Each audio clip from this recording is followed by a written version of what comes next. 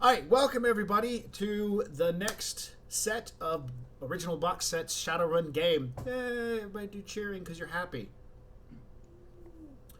Great. We have Robin with us this time, and hopefully we'll get a chance to have her jump in on this session. If you missed it earlier today, Robin had a chance to finish up doing some investigation on her end. So, it was ended in a rather exciting moment as, I'll let that come out in game. Let's see. Jay, Robin, Pollux. We're missing Sarah in the roll 20. Oh, there we go. Great. Last we left off, the group had gone to a church in the Redmonds to meet with a reverend who, for whatever reason, had really pissed off this Italian guy who Lucky needs help from. So, you guys are helping out Lucky Luciano find a priest. He's not really a priest, he's a reverend. I don't understand the titling. But you're helping, and you found him. It was rather easy. They put up no fight. In fact, we're at the point in which he has surrendered himself so that you heathens can take him to face judgment. I think that kind of pins up to where we're at, right? We left off with Rhett We left off with Rhett gazing into astral space to see standing before him not a man, but some sort of strange conglomeration of a man and a bug spirit combined to one. Dun, dun, dun. We pick up there by, once again, we're seeing just that particular view. The man and the bug mesh have large, bulging eyes, carapace, tightness, however you want to describe it, armor. His mouth exists with human teeth and large mandibles stick out on either side. His hands in astral space are long, really long, like creepy long. Like if he put his elbows on the floor, he could still tap his head.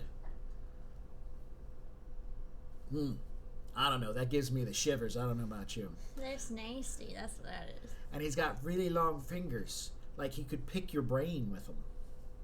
Anyways, his legs are, his abdomen sits close to the ground, probably about a foot more off the ground, and his butt itself is kind of stretched out. And his legs come up, and then they bend backwards, and he sits on, like, the ball of his feet that are half human, half insectile. That's what you see in astral space, Rhett. So we start off with, what do you do, Pollux? Where's Sunny in relativity to me? Is she still outside in the doorway, in the hallway behind me? No, she's standing about less than a meter to your left-hand side, because as you remember, you were near the reverend, to his left, or which would be to the right of Sunny. Could you move more into your microphone, please? That work better? Yes. We now we can't see your wonderful face. But we can't see your haircut. Nice haircut. There we go. Awesome. Okay, well, I don't know whether or not Sunny's learned to a sense yet, so I'm just going to turn to her. I'm just going to be like, I'm going to try to be kind of nonchalant, just turn my back to the spirit, my hand on her shoulder. Have you learned how to assense yet? Sense. Oh yeah, the thing where you do the, she's like making weird hand gestures. Do that and don't react. Okay.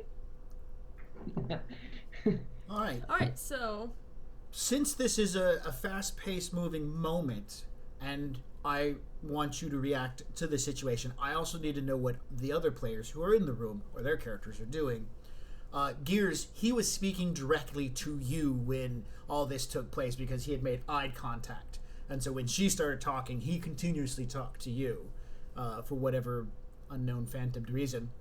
What is your reaction to this situation? I still had my gun to his head, right? And that's probably why he was talking to me. That's the reason why. I remember there was... Okay.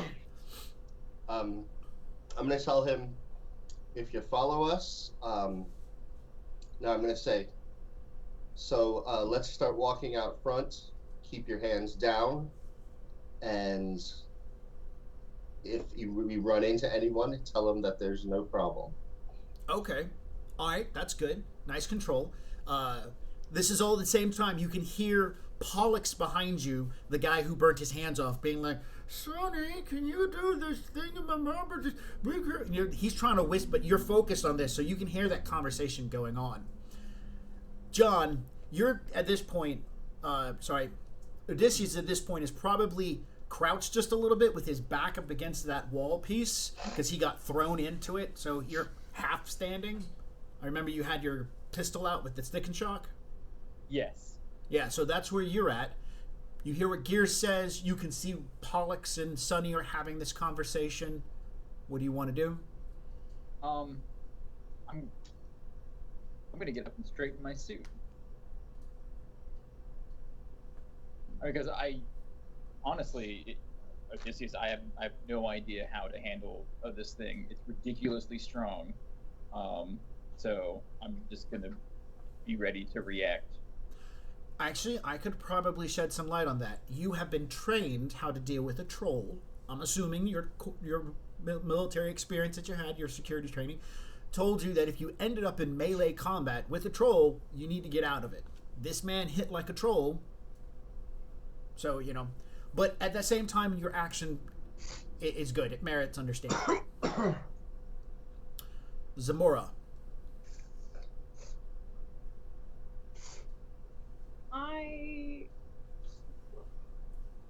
I'm just gonna be waiting for any sign from Sunny because I'm still watching the surveillance cameras. So yeah. All right. The individuals that are in the other room, and since you can see all the cameras, the person in the room with the children has stopped and has begun looking around at the sound of muffled gunfire. Well, actually, no, it wasn't even muffled, was it, John? You don't have a silencer. Yeah, it's got a silencer. Okay, so it was still muffled gunfire. So they heard that. Everybody heard it because there's a lot of those folding walls and they don't stop much in the way of sound. The muffled gunfire went off. The person who's in the room with a bunch of kids stops and begins looking around and is making usher to the kids to move. The people who are in the room with the pews cleaning up, they've stopped what they're doing and now looking at each other like, what was that? The only person who seems to be doing anything is a guy who is out walking on the front patio area, who's smoking a long haul right now. He's heard that, and he reaches into his pocket and starts effing with his comm. You don't have marks on his comm, by the way. Can I do something now, or do I have to wait? You have to wait a second. Okay. Maybe I should put marks on his comm. All right. All right, so when we get back around to you, we can move toward that. So now we're going to kind of shift backwards in that direction, knowing that everybody done. Jay, I'm going to let you make a charisma plus negotiations roll to convince this guy to come along peacefully. You're going to gain 4 extra dice because, well, he wants to come along peacefully. If you horribly botch, I'm pretty sure he's just going to wreck shop for a minute. Okay, you said charisma plus Negotiations. Charisma's 3, negotiations is 2, so 5 plus 4. 9 dice. You could buy 2 successes. You can buy 2 successes or you can roll. I can buy 2. Yes. Right, I'm going to try to roll. We're doing D6s. 9 and greater than 5. Ooh. No, wait, that's I didn't roll it right. Hold on.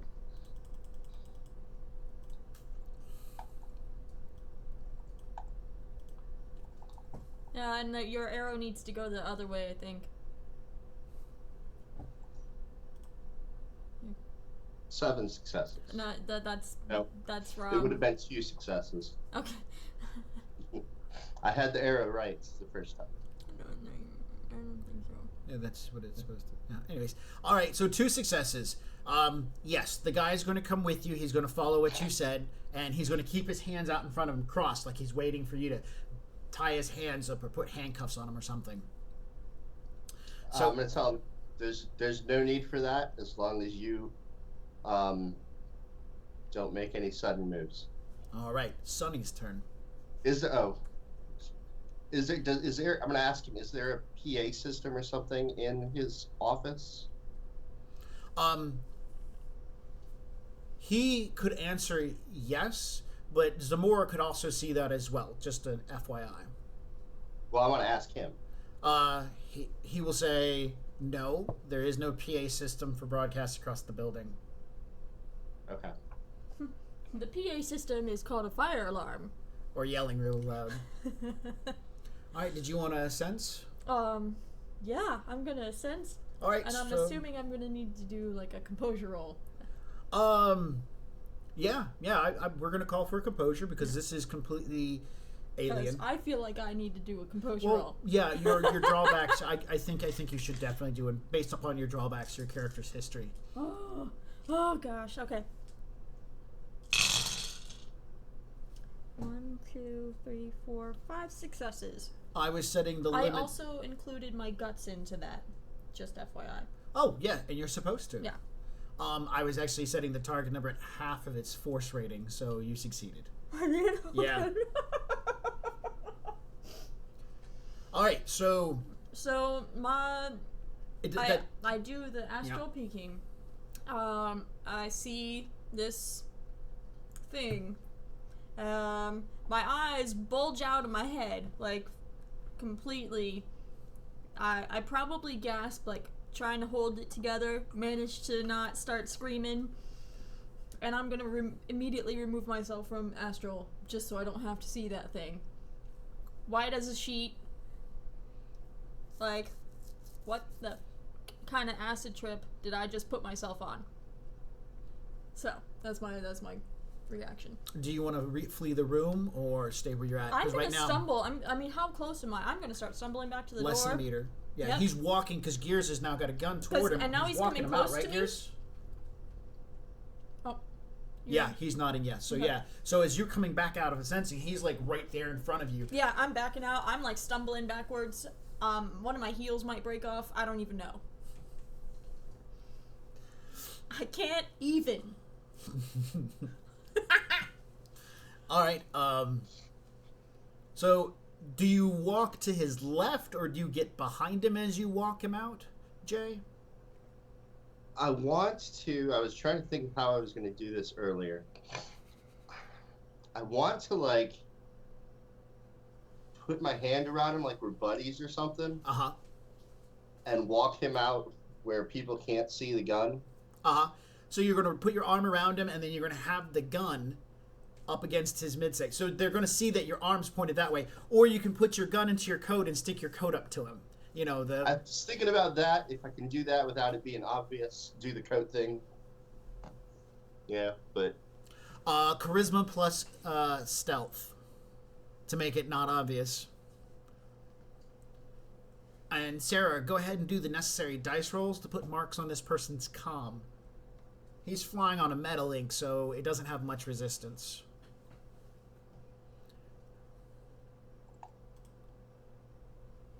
Two successes.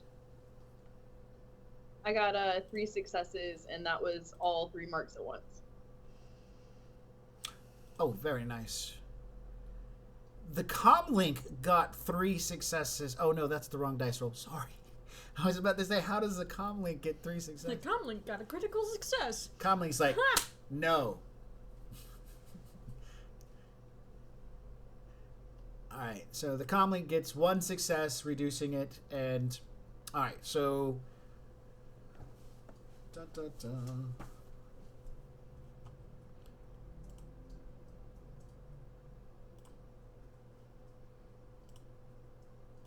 I'm gonna check something.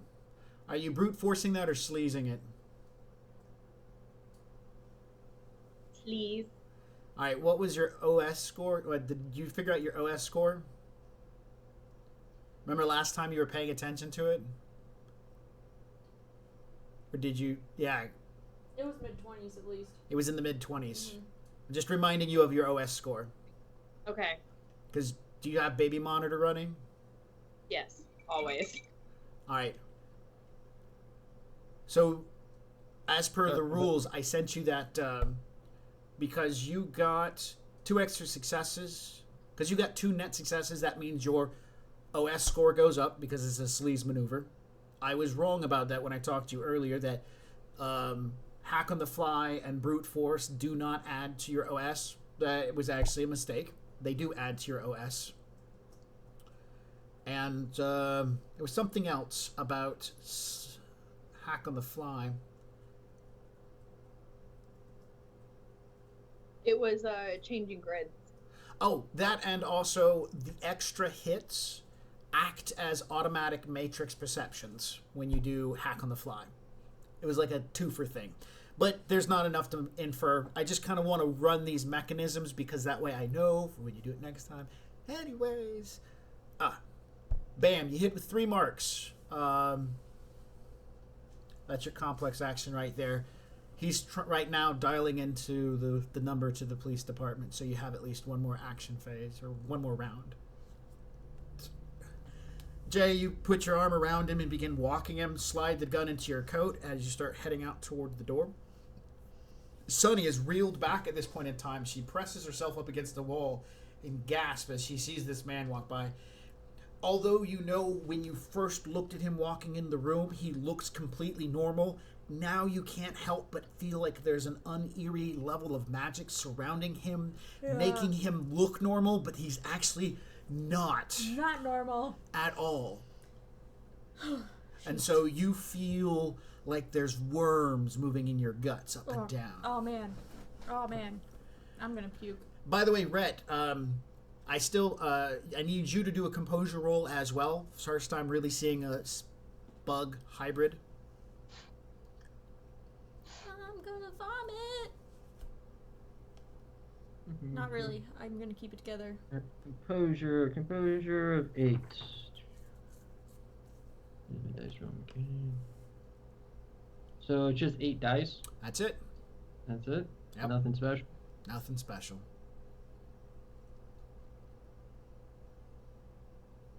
No, actually, 5. I believe that is correct. Let's give it a whirl. You need to change the direction of your sign. Flip it around. And the first roll you got was 1, 2, 3, 4 successes. Yeah, so Second one was 4 successes. You're good. all right. You're bothered by it, but you've heard of these things. Being in the Orcleum research people, being with the OLM, wasn't it? OMC. OMC. Book Consortium. You've seen a lot of creepy, weird pictures inside of some of those books, so it's now seeing one in person is like, whoa, what spells do I have? Oh, wait, very few, you know? Oh, okay. Oh, this is great. But you're keeping yourself together because this is go time, professional time. And now it's Lucky's turn.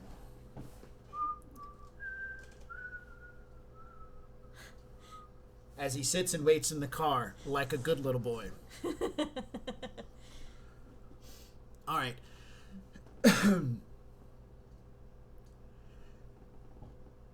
Gears moves him into the hallway, walking with a warm embrace, and he quietly is saying to himself, like a chant almost, "Yeah, I walk through the valley of the shadow of death, I fear no evil," blah. And dude, he is in it. He is in that. I am chanting to myself these holier than thou phrases because I am fine. God will see me through this terrible situation. As you're heading back toward the door that leads into the the nursery. The door to the... Because you guys came through the nursery and Sonny went around. So I'm assuming you're taking him back the way you came? Or did you want to go through where the other people would be at? No, we don't want to go where the people are right now. So there's a way to go without going through where the people are. Nursery. Got it. So You begin let's do heading that. toward the nursery. The door opens up to the room with the pews and whatnot. The guy's holding some pamphlets. The other guy's standing there with the rag and the oil because they've been cleaning the pews. They see what you're doing and whatnot, and they Reverend? I tell him, be cool, be cool. And Like, they're staring. The Reverend sits there and says, "Woe, my children, I have been summoned to do atonement. God has placed before me a path that is filled with vile and treacherous things, and I must cross it alone." And they're just staring in awe. You know, that they're rather dumbfounded. Are you following after as Gears? Gears is taking command, and he's leading this guy out. Man, yeah, that's awesome. I'm gonna try to put my face back on. Yeah, and get, like, so I don't look like I'm freaking out. That's my new plan. Okay. And then I'm gonna follow after them while, like, making the eye contact with Pollux' character, like, what the frack did I just see? Okay. Pollux, are you attempting to stay in position or follow after Gears? I am going to stay behind everybody else. All right, so you're gonna as hold best back. I can. Yeah. And I'm gonna whisper to Sunny. I said, "Don't react." All right.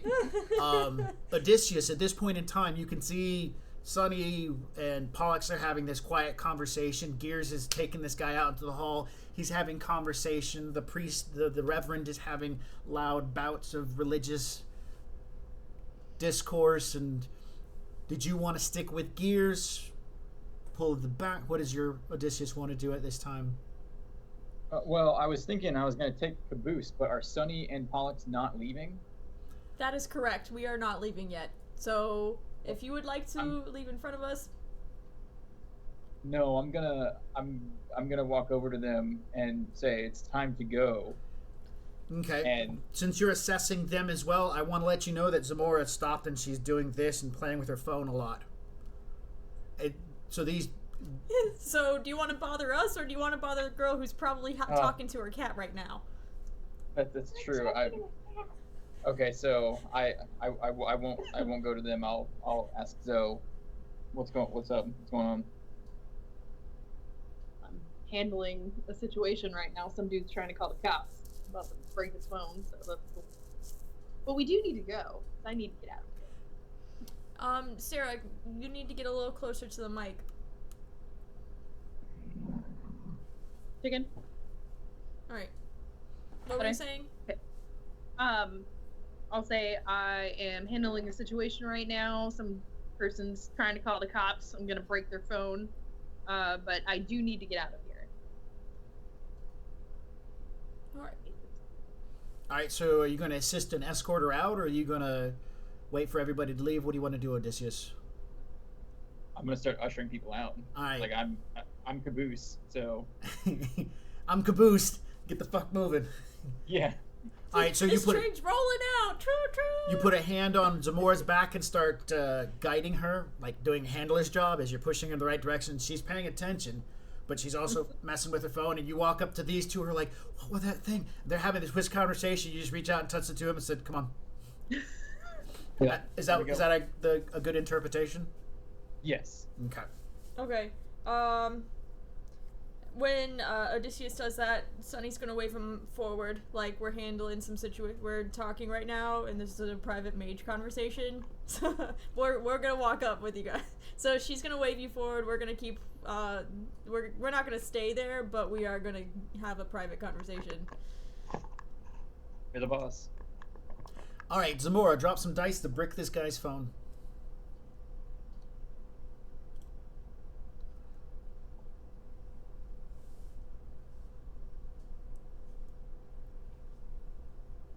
What am I looking for? Just actually, I guess, turning it off? You have 3 marks on it. If you just want to turn it off, you can just tell it to turn off. You will be doing a reboot device. Computer plus logic versus your data. You're using your data processing versus the device's willpower and firewall. And well, if you do that, it'll immediately shut down and then reboot on the following turn. So it'll go off for one round. Okay. So if I wanted to just like brick it, like crash? You're talking a brute force attack and do enough damage to break the phone. Or you can data spike it and do damage that way. You can data bomb it and do damage that way.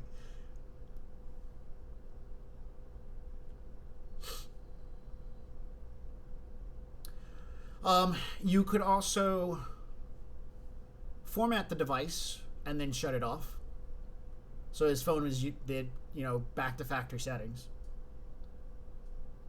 I will brute force it. All right. Then you didn't actually have to put any marks on it. All you had to do is cyber combat plus logic.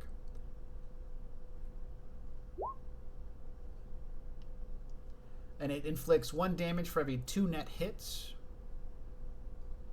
Okay, so I got 4 successes. So that means it does 2 points of damage for a brute. We'll use this as an example. That would be 2 points of damage for brute force. And if you had done a data spike, which would have been cyber combat plus logic, it would have done damage equal to the attack plus 1. Your attack rating, which is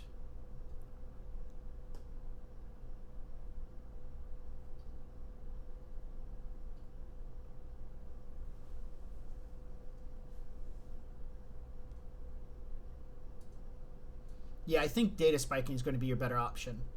Right now, your dex attack value is 4.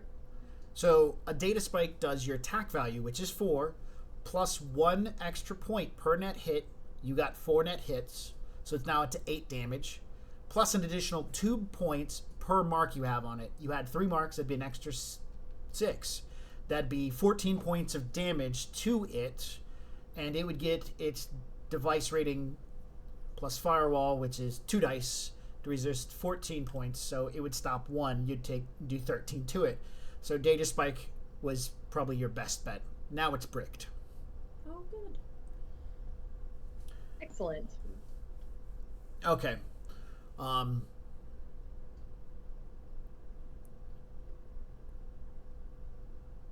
When you move into the nursery, the guy at the door says, one guy's like, I don't understand. The next guy's like, Father, Reverend, are you okay? And he continues with his holier-than-thou ranting and says, I shall be fine as I walk through the shadow of the valley of death, blah, blah, blah.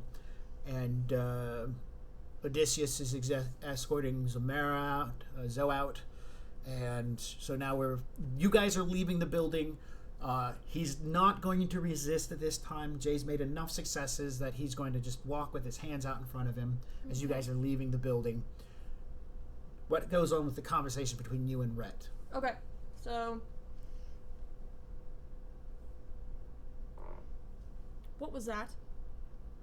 I believe that was an insect spirit inside of a man's body. I think we should get paid before we leave, or before we turn him over, and then just get the hell out of there as fast as possible. You realize I'm the one paying you, right? Yeah, well, you still need to get paid, right? I believe the gentleman was going to pay us extra depending on how difficult this situation was. No, I was going to pay you extra. Okay. I think he's going to give us information. This is okay. Yeah. Whatever we're getting, we All should right. get it long before we let him in there. I think our best course of action right now is don't panic. Yeah, Don't panic that's me. and don't tell anyone else. Yeah. Until later. I'm not getting in the car with him. Well, you can go ride up with Jay. I'll hang out back there, but actually no, you need to ride in the car with him because at this point he was gonna squash Odysseus like a pancake. Okay. So just in case, I know I can't do anything to stop him, except All right. you might be the only one to stop him besides that he doesn't want to be cooperative anymore. I'll give my best shot. Okay. All right. I forgot what they're called. Parishioners are following you guys at a distance, and they seem bothered. You guys walk out into the night. It's raining. See how bad it's raining. It's been long enough for it to change. It's just a nice rainfall, splattering all over the place. You guys walk out into it. Am I able to do anything to calm the people down and make them like reassured that everything's going to be fine? Yes. That was my next question. Zoe, since you found one person with a phone and they were willing to start making phone calls, were you going to hunt down other phones? Okay, just wanted to know. Yeah. We can deal with that in a second. You could make a charisma plus negotiations, and it would delay the period of time by which they call the police. Okay. I'm going to, as they continue to follow us, and it's like,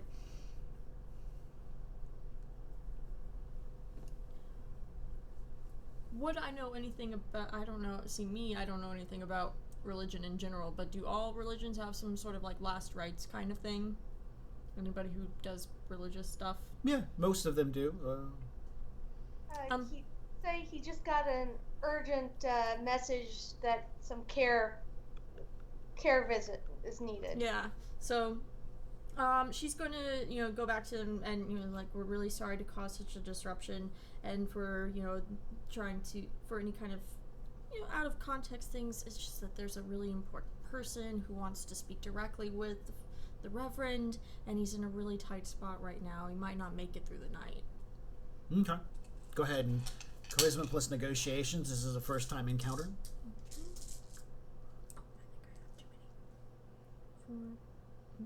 And Zamora, there are 2 more phones in the area. Yeah, 1 too many. 1, 2, 3, 4, 5, 6 successes. Alright, so technically, if she doesn't get both phones, they're going to wait for about an hour and a half before they start calling the cops. Okay. I'll let you go ahead and resolve the dice rolls as I continue on, because you're going to be able to hit the place until the cars get a distance away, so you've got time. You guys walk out into the Seattle night. The rain's coming down into the closed-off parking lot. You can see the normal street fare as what was before you went in, people moving about. Gears, as you get him outside, I'm assuming you got a raincoat on or something, or no? Yes? Yeah, sure. All right. You get outside. The noise level changes between you and the vehicles. Do you want us to call them? Do I want to what? Call them. Tell them to come back. Because remember you told them to go up the street? Oh, yes. I'm going to, call my vehicles. All right. Do you need... All right, so you're walking across this parking lot, heading toward... Was it the fence, you guys? We came into the fence, right? Yeah, Gears busted the lock on the front gate, and Odysseus actually went over the fence on the other side. That's right. All right, so you guys head over toward the gate opening, and as you do so, Gears manipulates the vehicles and then parks them right there at the opening, so when you guys... I'm assuming somebody moves forward, pulls the gate a little bit, so you guys can then take him out. And you're putting him in which vehicle? I'm going to walk him over to the back of the van. I'm going to tell him, hey, we're going to be cool, right? We're going to be cool. And I'm doing my best Samuel L. Jackson from Pulp Fiction voice. We're going to be cool, right? Get in there. Get in the back. All right, he'll get in the back and he'll be like, God is with me, child. I need no coolness to survive this moment. God loves you. You're not doing a bad thing or a bad person. Your sins can be washed clean. Yeah, that's great. All right, who's getting in the van right with him, or is somebody coming in through the side door? I'm getting in the back with him. Okay. I'll get in the back with him also. I'm gonna sit in the passenger seat. So Lucky's in the passenger seat. He's Yeah. very happy about you sitting in the seat with him. Never mind. I don't want to do that. I'm getting in the back. I'm staying as far away you from him as could possible. you could ride with Jay in the car. Ooh, I could. Can I do that? I want to drive with Jay. I've never got to sit in Christine. I don't know. That's you guys. So that means I'll be in the Gears and Zamora are in the Blue Demon. Mm-hmm. And before I walk away, does it look like John's got the situation under control? Like, yeah, totally. He's not gonna throw me around a second time. okay. Good deal. And Pollux, so you're riding in the back? Yes, I am. How long do you guys think the trip will be to get all the way back there? Who would know? Well, you guys can't take the highway anymore. Jay's got to go driving through all the non-highway locations. The bikers are out. It's going to take like an hour? At least an hour. And then there's several checkpoints between here and there. It's going to be messy. And it's going to happen real fast. What? Well, Jay doesn't have access to every single section of town. He's going to get stopped at, cross points and checkpoints where guys are going to be like, why are you guys, what's going on, So you guys got to think about that. Or Jay can leave town and loop all the way around Seattle and come back in. Jay, whatever you decide, just let me know about 10 minutes before we get there. How long would it take if we left Seattle and looped around? An hour and 25 minutes if you keep close to the speed limit. Cut that down? What's that? If I speed, can we cut that down? Oh, yeah. How fast do you want to go? How fast can I go? How fast can the van go? How fast can the van go? You haven't tested the van's high speed yet. You know that there's a high performance engine in there, and it also has a weight set that allows it to ride low to the ground even at higher speeds. So you know the van can handle it because it was pimped out, but you're probably thinking it could top out about 110, 115, where you don't know the car's top speed. Yeah, I'm gonna ease it up to 110, 115, and reevaluate it like every 5 miles over the speed limit until I get to the fastest speed that I can go. Okay. All right, and so you guys pilots the vehicles. Lucky's just like, hey, everybody's back. You brought the friend. What's up, father? And he sits there and turns to sister. Hello, son. Are you the man who I need to speak to? Nah, it's not me. It's a cousin of mine. You'll get to talk to him. It'll be fine. It'll be fun. We're just going to have fun, right, guys? Yeah, it's going to be so much fun. Come on, Doc. You look like you're scared. Gears, let's go. Let's get us out of here. Oh, we're gone. All right, so you guys begin pulling off. I need you to make a logic plus street knowledge roll as you're picking your path. Now, I-9 is the location that you're going to be taking around the edge of Seattle. It's through a lot of rural places. This knowledge check is to realize where all the potholes are. Ow. 90. Sorry, I-90 is not that well kept up like some of the inner city roads.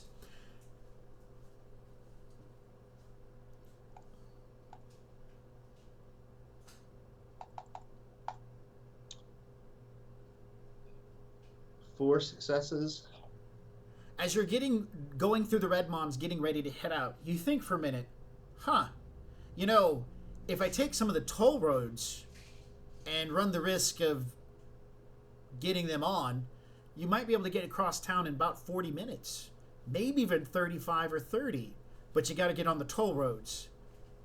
And the problem with the toll roads is you don't have access. You need some way to attack their internet, their matrix icon, and tell them it's okay for you to get on. You've used most of your RFID devices up. No, I got plenty left. You still have plenty left? Well, you're going to need someone to attack. You're going to need... I have 27 left. Oh, so you're going to need... You can use an RFID to attack the first one for the blue car. But you need someone to do that for the van at the same time because you guys are going to be front to back. Okay, this sounds like Zoe type stuff, so I'm going to bring this up with Zoe and ask her what she thinks.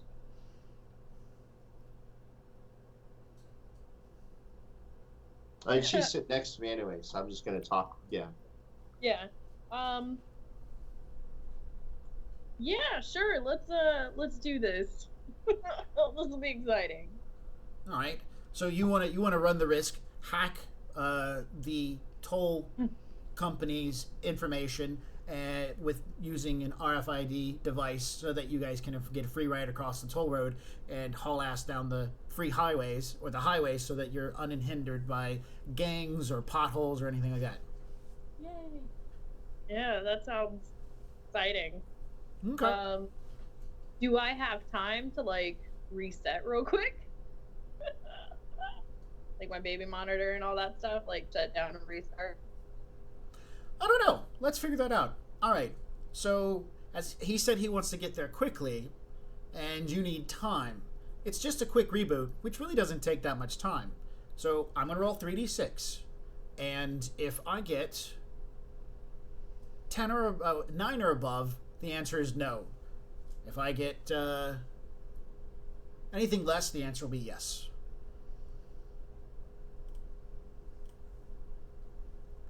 Five. Yeah, you've got time.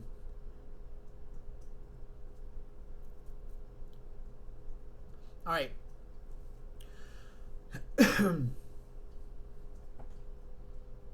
So you need to put marks on. You're going to be using the RFID tags. You need to first get a code that will be recognized. You use the RFID devices. So Jay, this is going to use up 2 of them. Okay. And Sarah, first you need to mark each one of the ID tags, and then you need to edit their file, which is computer logic.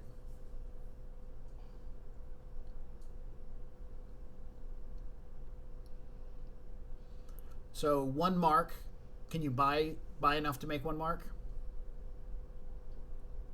Yeah, I think, yeah. Yeah. All right, how many can you buy?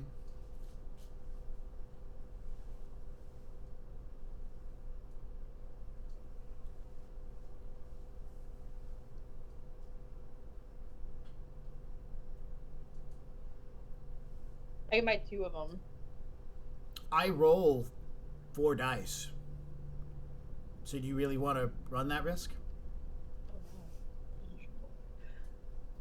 Do I add my sprites dice onto that too, right? Yes. Huh. Oh. Because you're using your deck to rewrite the file. Right. Okay. What grid are you on? I would assume public. So you gotta lose 2 dice there. Are you using a signal scrub? A noise reduction or something? Yes. Alright. This part of the city, the noise is only a 2, so you're... Oh, that works. So that makes it 0 there. Okay, I can buy 4 then. I get to roll 4 dice. So... Yeah. Unless I roll amazing. And the answer is no, I don't roll amazing. You want to do that again? Because you want to buy or roll for the second one? I mean, buy is fine. Buy is fine. And successful. So as she's driving Jay, she sits there and goes, yeah, I can do this. She plays with her deck for a minute or two, then holds the 2 devices up and she looks at one and it goes from a red light over to the green light. Then she looks at the other one, it goes from the red light over to the green light. And so, Zamora, what you see as you're doing this, you look up and he's zipping through the streets at high speeds. He takes an off-ramp. As he's heading toward the front of the off-ramp, you've never taken these toll roads before, so you don't know what you're looking at first, but it is a series of metal barricades that are actually out of the ground. They're pneumatic and they react instantaneously to go back into the ground when a proper signal is given. If not, they just stay up until you hit them. So what you see is the blue demon zip up this on-ramp and the metal bars go down. And then you guys onto a highway. It's clear, it's clean, it's perfect, it's pristine. The paint in the center of the lanes has never been as cracked. Every reflector reflects beautifully, giving back 110% light. There's lights all the way down. Not a single ounce of trash, and the rain all gets shot into one direction. The road is the right texture of roughness that even a balding tire gets perfect grip every time on this beautiful, beautiful highway. As the blue demon takes, as you guys hit the highway, Jay, and there's openness, the blue demon decides that I'm going to call it a she, the autopilot takes in and starts pushing to go faster because there's nothing but open road ahead of you. This is not uncommon. You've had this experience before where the car suddenly starts wanting to go. And so you're in the car and everything kind of starts blurring by really quickly. Then you look over and you can't, when you're sitting in the passenger seat, you look over the driver and there's the needle and you can't see the needle anymore because he's going so fast. And the only number you can read on the speedometer from over here is 105. So the needle's gone beyond 105. Am I outrunning the van? Yeah, she doesn't give a shit about the van and all this crap. So you guys watch as you guys are zipping through. And you're not on autopilot. Oh, we're not? You're not. No. I'm assuming Jay right now is half-ass controlling the vehicle. Okay. Because he can control this one while he's in AR and then send signals back to the van to tell it what to do. Okay. Can I want to pat the dashboard a little bit and maybe rub it a little bit and say, all right, baby, we got to slow down a little bit. I know you want to have fun, but we'll do that later. All right, make a charisma plus negotiations roll. You have your gearhead will apply to this. Gearhead, and that should what? Gives you an extra 2 dice. Oh my goodness. Right. Okay. All right. So that's 7. Mm-hmm.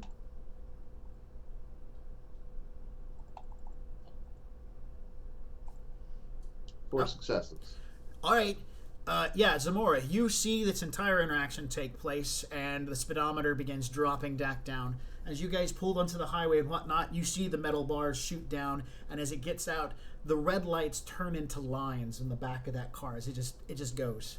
You see it gets down toward the ground and it lowered less than an inch from the actual pavement and just... And even though the speedometer on this thing is kicking up 80, 85, 90, and it's going pretty... That car's just gone. Damn. That's fine. I'll totally figure out how to drive this beast. This car is 4 times the size of the car that she drives, so she's like, I'm a tank driver. I didn't know tanks could go 90 miles an hour. Windshield wipers zipping back and forth.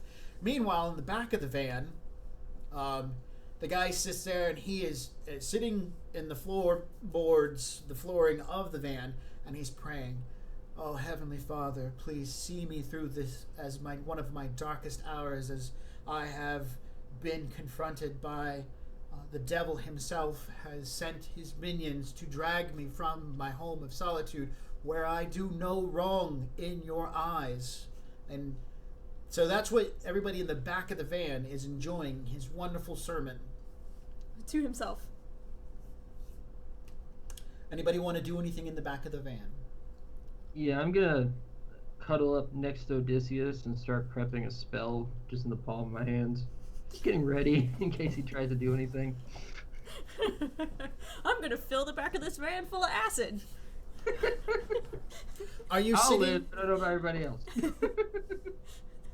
Are you sitting where you're facing toward the back of the van, or the back of the van facing forward? Well, that depends on where Odysseus is sitting. So.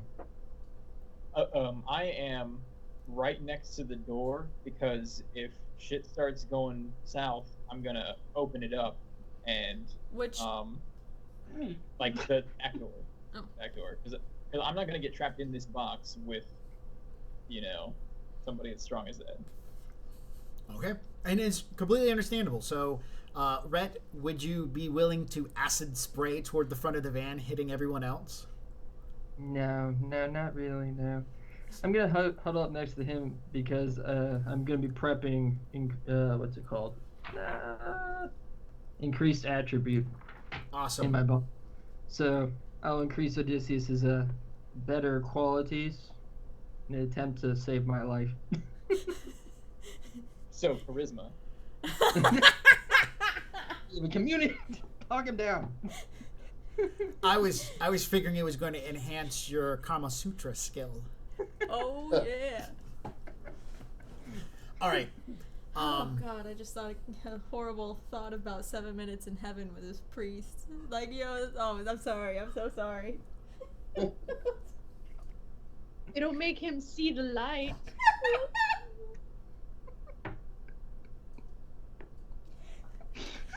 The people in the front seat, which is you and Lucky. Do you want to do anything as you sing the at this point you can see the brake lights come on in the car. The van's still speeding up, but you can see the distance is closing back down. Okay. Well, I'm glad that he decided not to drive off. Shit. At this point,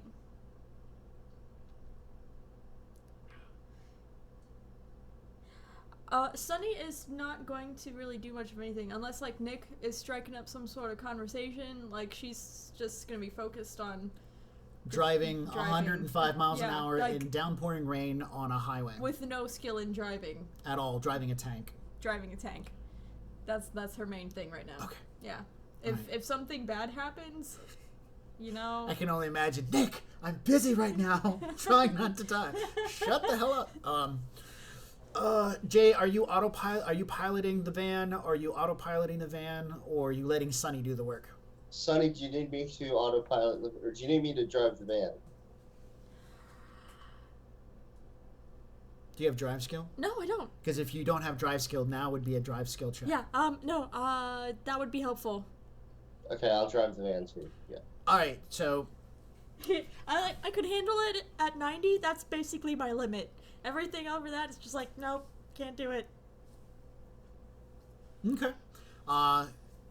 So and then back in the front car, Jay, you're losing 2 dice because you're an AR. You're splitting your action pool between 2 vehicles, giving them commands and whatnot. If you let the blue demon, Christine, control herself, but you've convinced her to slow down, you don't have to roll for her and just roll for the van. But if you want to control both vehicles, you'd have to split your dice pool. Split the dice pool, so I would roll half the dice. You rolled it whatever way you want. Like if you've got 9 dice, you put 3 one way, 6 the other. Split however you want.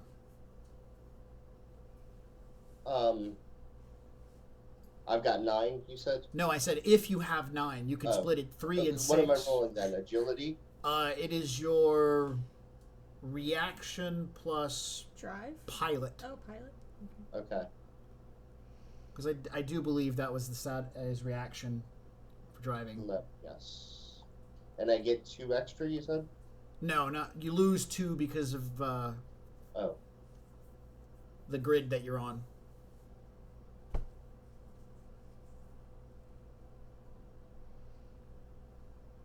Oh God. Can I put? Did I have to split it before I rolled? Yeah. So this basically, so I'll translate this into you're driving the van and Blue Demon is driving herself. Sounds good. So all you're doing with her is negotiating the speed. Right. All right. 32 minutes on the highway gets you from one end of Seattle through this toll road to the other end, dropped off on some smaller highway, and then down into... Oh man, I forgot the area which the Italian restaurant was in. It was Auburn. Was No. it Auburn? I think it was Tacoma.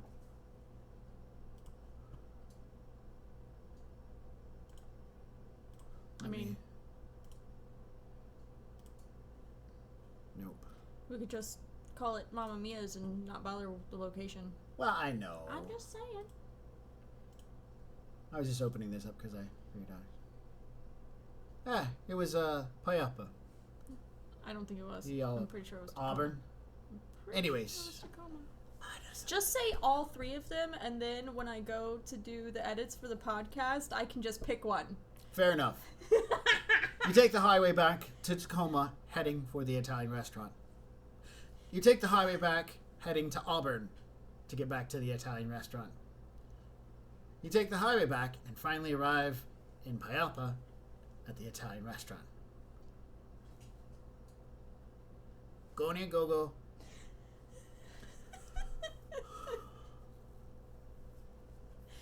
There is I want to plug something here for a second. There is another podcast out there called Violent Life. Yeah. and it is pretty amazing. It's about a Shadowrun world musician. She's a very popular singer, and Vendetta Violet. Vendetta Violet. Violent. Vendetta Violent. And on the car ride back, some of her music is playing, as well as somehow you accidentally run across some disco elven pop. Yeah. No, it's nothing you can dance to. Not dance like that, you dance like this. Yeah. So, arriving at the Italian restaurant, you guys pull into the parking lot. It's a bit more sprinkly here than it was a little while ago. Lucky is first to jump out of the vehicle, like, yeah. Okay, I don't think we all need to go in there right away. So what, just maybe me and you?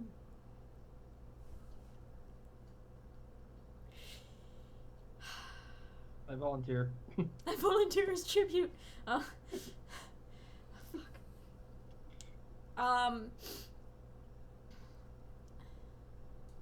Mostly I want to make sure that they're still in there, and then I can send a message back to you guys to bring in Reverend Cohen, so we're not all piling in, because I want to get my...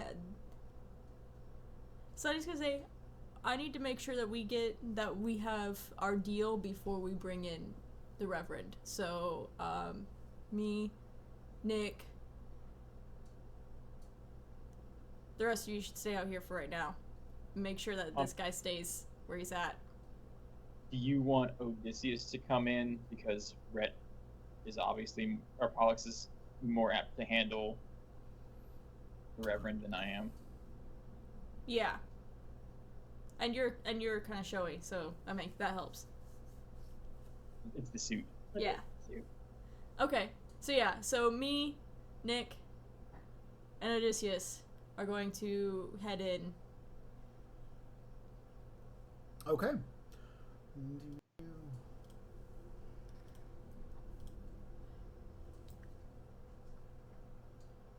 Okay, good. I was just wondering something. You walk in, wonderful Italian restaurant, a couple of tables, chairs, booths, a bunch of people kind of wandering around, fake plastic plants along the walls, has a very Italian decor look to it, but fake pretty much around. They got some candles on the tables. You remember it. Yes. You remember it. Yeah, we remember it all. We were all there. Nick comes walking in, past the door guard, late at this time of night, but the place is still open. I don't wonder why. And they're sitting around now, shuffling like a deck of cards. There's some money on the table. Nick comes in, drenched. Louis! And he turns, Lucky! They do that whole, hey, hey. They get up, they hug, they kiss each other on the cheek. We made it back! And he looks at his, Don Louis looks at his comlink sister and says, It's only been like 3 hours. It was only 3 hours. I figured it'd take longer than that. And Lucky sister says, when I hire professionals, I hire professionals. These people get shit done. Ain't that right? That's right. All right. So, we came here bringing you the man you wanted to see. I want you to do me. And he's like, oh, hold on. Where's he at? Don Louis cuts him off saying. And Lucky's just like, I'm going to pull up my phone and like tell Zoe to send me a feed to the back of the van. Because I'm pretty sure we'll have that ready to go. So I can just slide my comm over, be like, it's in the van right now. Around the corner. He sees the feed and he's just like, oh, great. Come on, let him on, come on in. So he can use some. We want our information first. You want your information first? I mean... Did I stutter? He kind of stops and gives you this, a WTF look. And Lucky's like... At this point, Odysseus needs to take full account of what's in the room.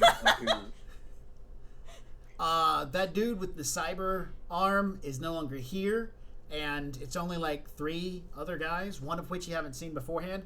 Go ahead, make a judge intent on all of them, and then I'll tell you what you get. Sorry, just like, no. She's still like, there's a thing back there, and I'm not having any part of it. Can I have had one of my fly spy fly in behind them so I can see what's going on?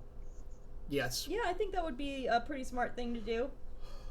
They all look like regular regurgitated mafia thugs that maybe have a handgun or something. Nothing fancy, and maybe a light bulletproof vest on to stop low caliber slugs.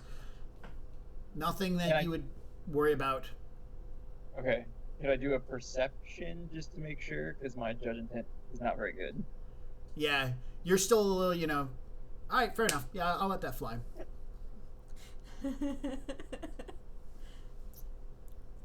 I mean, you got 1 success. Yeah, I mean, that's not bad. 1 success. 5? Okay, that's good. Alright.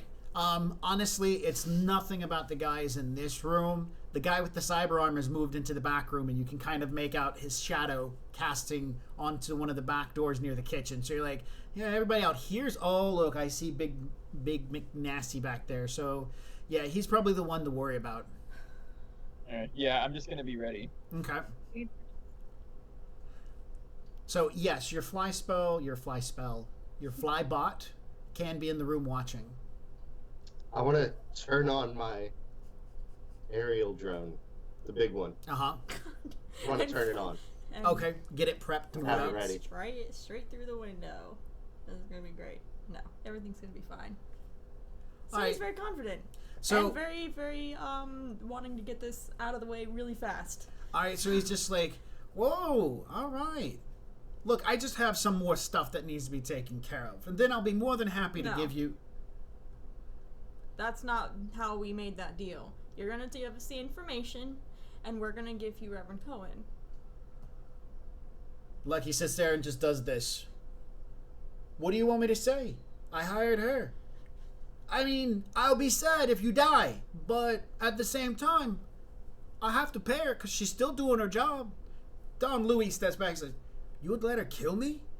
We're almost like family. He's like, but you're also trying to fuck me over too. We did your job. We're going to give you the guy. We want our shit. It's just words. Speak the words, and like magic, you'll have your priest. Damn, Lucky. So, he sits there and I lost my notes.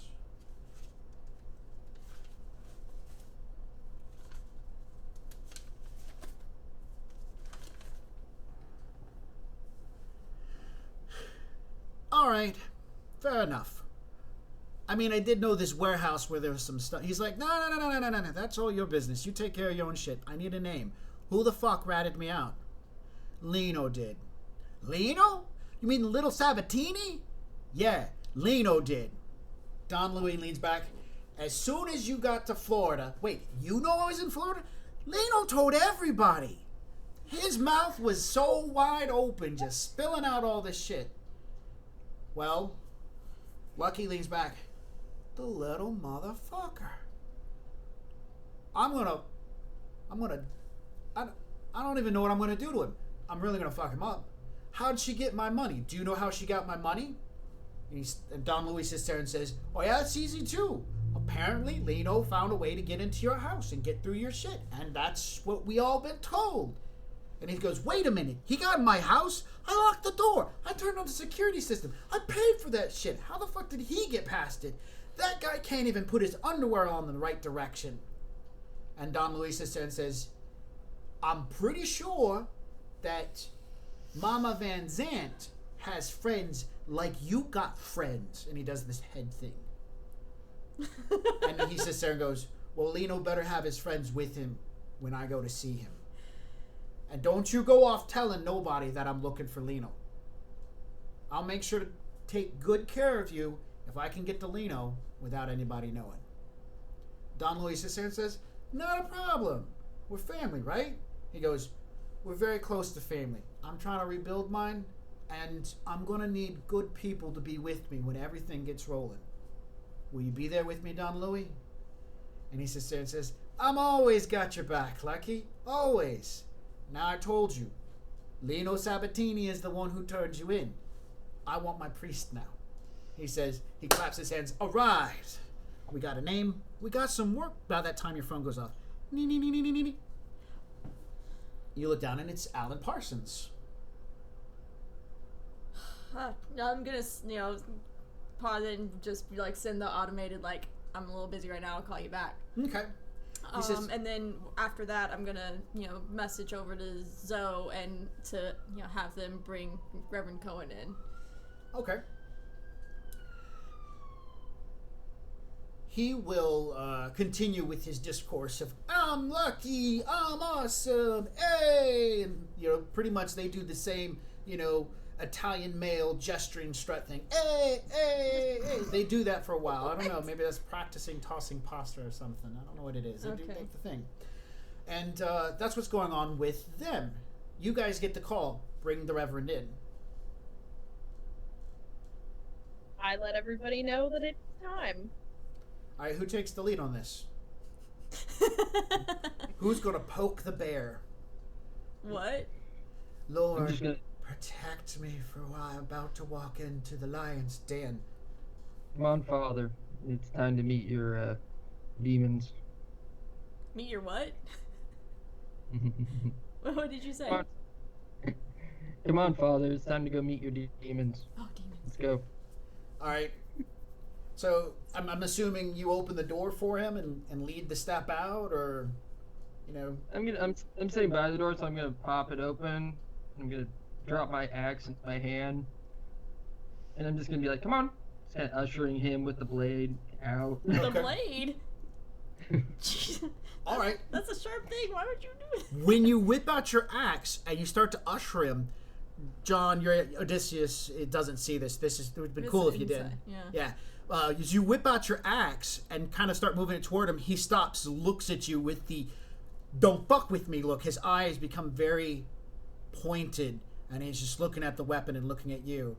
And then he makes the noise as he steps out of the van. You know what it is, don't you? Oh, say that again. I'm gonna turn to him and be like, "You know what this is, right? Not much in this van can hurt you, but I know this can. So how about we just go in? You can have a nice little talk with them, and I'll leave you be. Sound good?" Yeah. All right. So he's not taking his eyes off you now as he's kind of moving backwards just a little bit. You notice his face looks a little bit more longer than it actually should. His eyes look a little bit rounder than they actually should. And he looks a little bit thinner in hair at this point in time. Pulling out your axe seems to have changed his disposition quite drastically. Oh, please How's let us make everything it going sound back there? What's that, Jay? I'm gonna call back to them. How's everything going back there? All right, so you look over into the van. He's Yeah. gonna call it, but Oh, He's okay. coming. Who's He's walking? coming. He's a little agitated. Yeah, he's a really nice guy. You probably should just talk to him like he's a normal person. That's not my best skill, sir.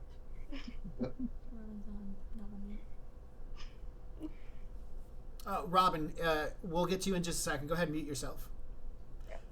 All right. Who else is assisting Rhett in escorting, or sorry, Pollux in escorting the priest, the Reverend out? Well, I guess I would have had to get out of Christine and kind of help them, Okay. or tell them that it was time to go. So, I guess I'll just kind of motion for him to follow me. All right. Make a composure roll. oh my god. Rhett, put that axe away.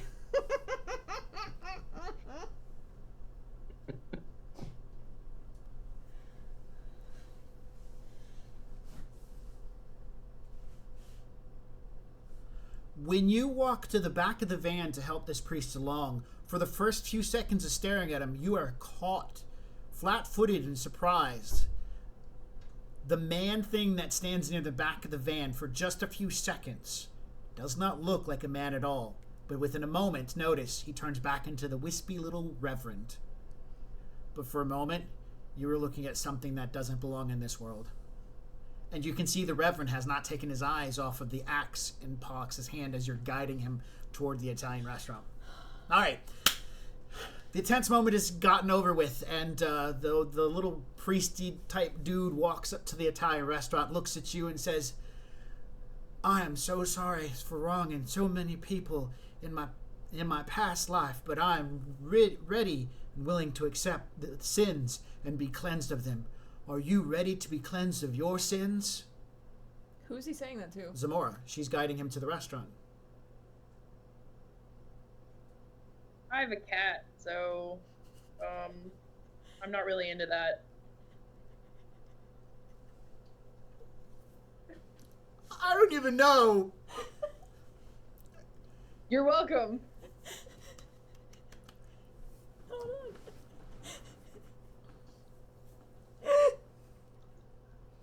You gotta keep them on their toes. Keep them confused.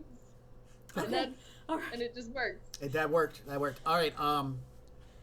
He's shocked like I am. He has nothing to say, and says, "Well, actually, he'll say, well, God be with you and your cat." And you guys walk into the Italian restaurant. Don Luis goes from being jovial at this point, happy for Lucky, turns and looks at the father, turns to the Reverend and says, "Reverend Cohen, glad I finally get a chance to talk to you. I want to talk to you about my son." And the Reverend walks in, sits there, and says, what was his name? Lawrence, right? Lawrence was Lawrence Cohen. Yeah, his name is Lawrence Cohen, and it's Louis what? Don Louis. Yeah, but Louis had a last name. Oh, I don't remember that. I don't either.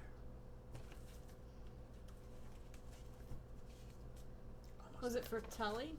I think it was Because Fratelli, yes. yeah. He sits there and says, because Louis Fratelli, he says, "It's good to see you." He says, "Yeah, I'm not worried about seeing. Let's get past all this stuff. What did you do to my son to make him kill himself?" And he sits there and says, "Your son fell in love. All that was about love. Love between a man and a woman. He was a boy, you jackass." He gets really, I don't want to yell into the microphone. He says, "He was a boy, you jackass." He's like, snaps his fingers. "Boys, take him into the back. We're going to teach this priest how we do it downtown." Right? So they go over and begin roughhousing with the priest to drag him into the back. And you see the priest is going along willingly. And you can see the look of concern on the guys' faces as they seem to be having somewhat of a difficulty to drag him into the back room. John, Odysseus sees the man with the mechanical arm at this time step out, looking into the front room, and he has a pair of lock cutters in his hands. He's holding one end of the lock cutters as he's looking out across the room and has a length of chain in the other hand.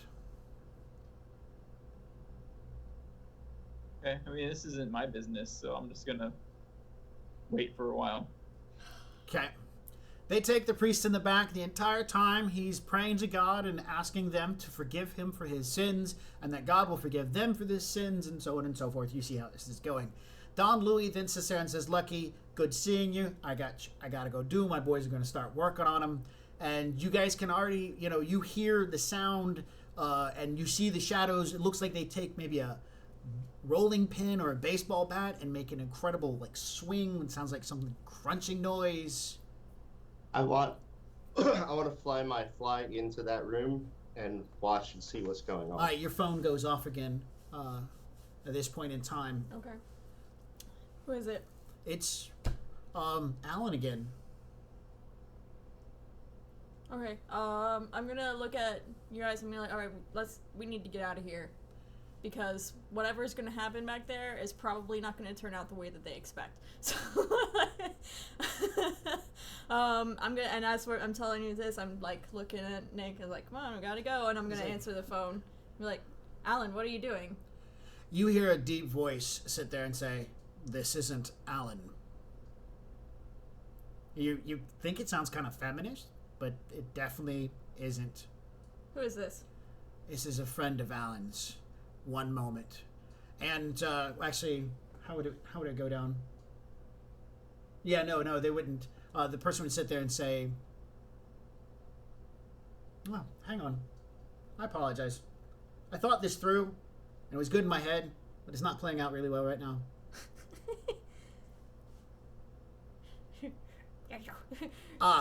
So, I know how this is going to work out. Robin, let's talk about what happened earlier today when it was our game session. You ran. And you're not an unfit individual. Boosting your body up to a 6, I think it was. Yeah, it was a 6. Was phenomenal. But you cannot outrun a machine. And that woman is a machine. She ran longer, faster, harder, dodged the spells you threw, jumped the wall, was not negotiating, and she beat you into submission until she dragged you and threw you into the trunk of a car. Right now, you have one free hand. The other one is handcuffed to the chair you're sitting in. The chair is attached to the ground. You're not sure where you're at, but she has done a workover on you, asking you questions, trying to find out why you're doing this stuff. Why were you asking questions? Why were you seeking her out? She hasn't killed you, but she has all the ability to do so. The things you've learned is her arms are made of metal. And she's missing a few digits on her left hand, which have been replaced with some sort of saw. And she's threatened you with it. She's told you, I want you to call the person who set you up to do this, to hunt me down. I want you to get them to come here so we can talk. I want to talk. I don't need any wet work.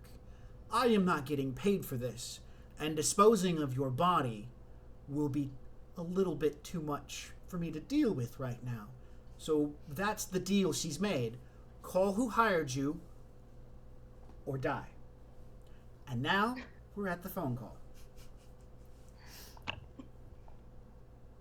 First, I'm going to roll a composure. Okay. You're currently suffering through about 3 boxes of physical damage, so you lose a dice. Okay, so... Okay, so... 1 success. You're not okay. Yeah, I'm rather shaken. Well, who is on the phone right now? It's Alan. Alan gets to talk.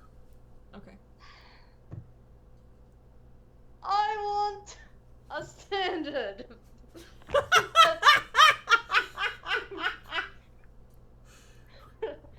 I have been run down by a sidewalk walk. What? Who is threatening to perform surgery without anesthetic on me? Shit.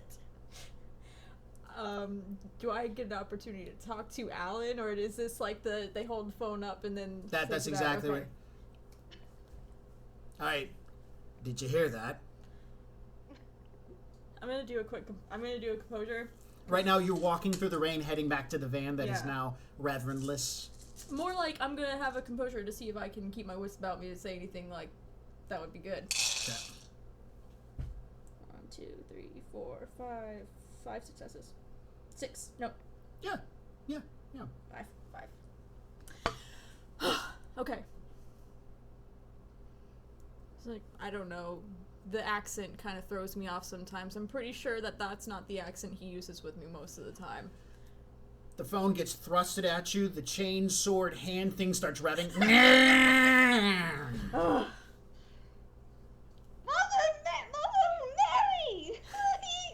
Take that away, for heaven's sake. Alright. Which probably doesn't help her any because he's gone utterly Scottish. Right. So, I'm waiting for somebody to talk. The voice comes back. Do you know where Pike's What is this? Pikes? The restaurant. Oh man, I forgot it. Pikes. You say Pikes is? Pikes. Do you know where Pikes is at? Yeah, I've heard of it. 2 blocks to the north, there's a warehouse district. Go there, and then you and I can talk about what is going to happen to your friend Alan. You have 1 hour to get here. All right. Well, I just want to let you know you called me on a really bad time, and I have a full team with me right now. Click. You call me at a really bad time, so don't fuck with me. All right. Well, I am going to catch up with the rest of the people, and I am I've got a big frown on my face right now. Everybody's like, "Yay, we finished the job." I'm like, Nick's just like, all right. Now I've got a couple ideas where Lino is probably going to be hiding out at. We can hit by those places, maybe make some phone calls. So she's see if we walking can find up. some stuff. She's walking up as he's talking, and I'm like, whatever you're talking about is not important right now. We have a new job.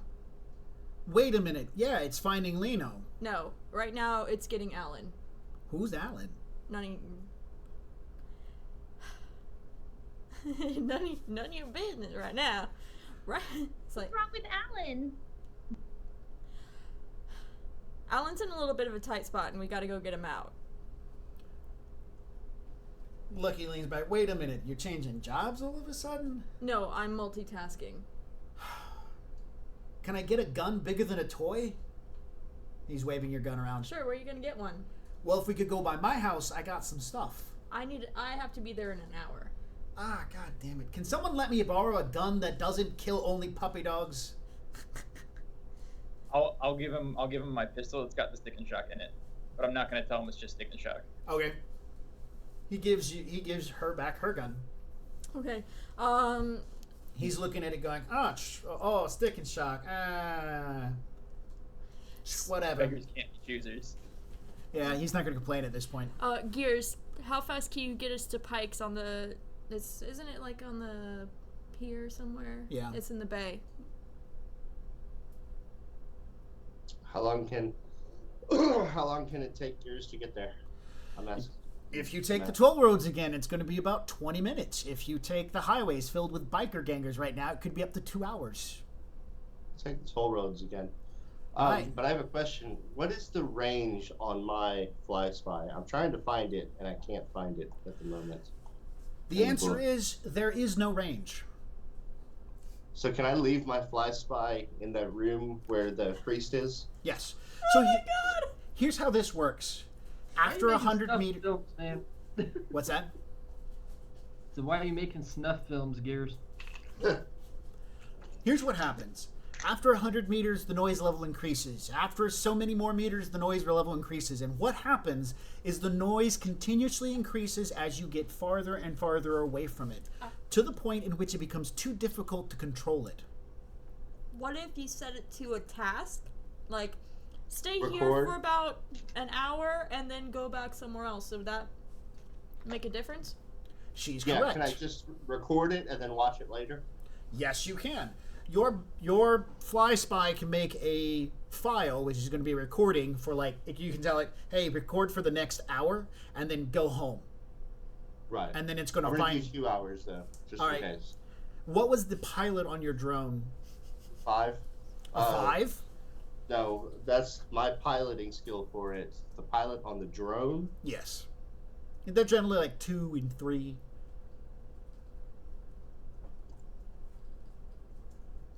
3. Yeah, so it could navigate a ventilation shaft, get outside, and then fly home. Okay. I mean, it might have to wait till the morning time to recharge its like little solar battery a little bit before it flies off, but it can make that decision when it happens. But, unless, like, something swats it out of the air, thing's tiny. I doubt it would. So, yeah. All right. Sarah's going to need to make more rolls to get the gates to open if you're going to use the toll roads again, to Holats, to get to downtown. How many do I need? 2 again? Yes, you need to use 2 more of your RFID devices. And where do I buy more of these when I run out? Well, unfortunately, you don't buy more of them because you bought a device that has never been owned. She's basically taking ownership of it real quick, telling it to do something and making it do something. And then because the system can't recoup it because it doesn't have like proper identification, it's useless. You would take a lot of time and dice rolls to fix them. To find more, you would have to hit another shipment of RF devices that haven't been turned on. Okay. I've got plenty for now. I just want to know. Oh yeah, because at some point they're going to run out. Yeah. Oh, I can just buy successes on it again. Sounds good. And I get the roll too, right? I roll 4 dice. Yeah. Bam! Nothing. Bam! 2. All right. Bam! You guys are back on the highway traveling at high speed. Once again, as soon as you get onto the highway, the blue demon tries to take off again.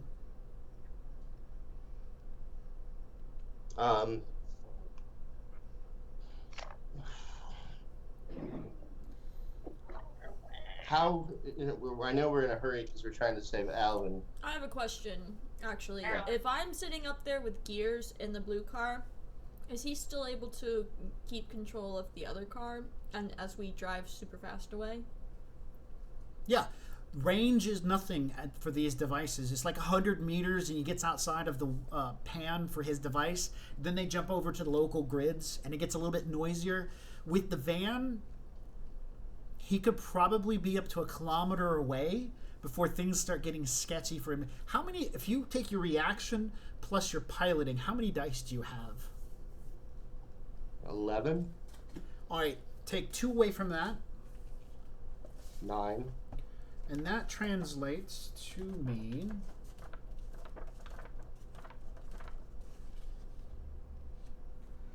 at 100 kilometers away from the van, you get 1 dice, as long as there's no other problems. So you can control your van, because you're the owner of it, up to 100 kilometers distance, but you only get 1 dice to tell it what to do. It's not very much control. It is control, but it's not much. Right. But since we're not going to be going anywhere near that far away. Yeah, Seattle. Yeah, I see what you're saying. So it shouldn't be a problem for him to keep control over it. No. Okay. Okay. Yeah. I'll let the car go because we're in a hurry anyways. Uh-huh. And if she's with me in the front, then we can get out and start to do what we need to do first. So I got no problem letting the car take off. Are you going to let the car drive, too? As long as it goes the direction we're supposed to be going. Yeah, it's going. All right. Okay. All right, so the car starts going faster. Gears leans back and lets his hands go as the car starts driving. Music swaps over for a little bit and goes to some really old stuff, something called Kung Fu Fighting. You No. change the channel? No, it would be something more like, I don't know, some 80s metal or something. Okay, so like Pantera? you reach over and you're like, no, changing it from what the No. car... All right, the car starts doing 4 successes. The car starts driving really fast speeds. As you get toward the off-ramp, the car starts to turn fishtail and fly backwards off the off-ramp, going backwards off the off-ramp. Just because she buckled can. in. I'm totally buckled in at this point. As she comes into the intersection, she swoops around 360 and turns onto downtown Main Strip. This is still the right direction, right? Oh, yeah. Okay. Your Yeah, I got little no problem. TomTom thing is pointing in the right direction. The voice pops up. You are now 2 kilometers from your destination. Okay. Wow. All right, so composure roll from you. Does this include my guts by chance? Yes. Oh, good. Because this is exciting as fuck, except I think I might not like it. Okay. 1, 2, 3, 4, 5 successes. Okay. Yeah, you're hanging on. So that, like I said, the car comes down, it gets into the intersection, and it loops around, but it doesn't actually just take off. It just starts doing this reversed high-speed spin around the intersection. It's having some fun. By the time it stops, the van comes off the overpass because it's the overpass to the toll roads. vehicles coming off of it cause the lights at the bottom of the toll road to immediately change over so that traffic can always flow. Isn't that great?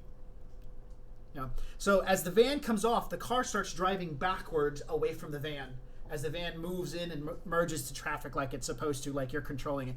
So what I'm trying to say, Jay, is she is playing with the van because she knows you're controlling the van. At some point, she drops past it, gets behind the van, and starts driving backwards behind the van, going fishtail back and forth. She's playing with you. This is what you can interpret. While Sunny is like this. He's like, Gears, what are you doing? Just having a little fun. I'm gonna play along with her. Okay.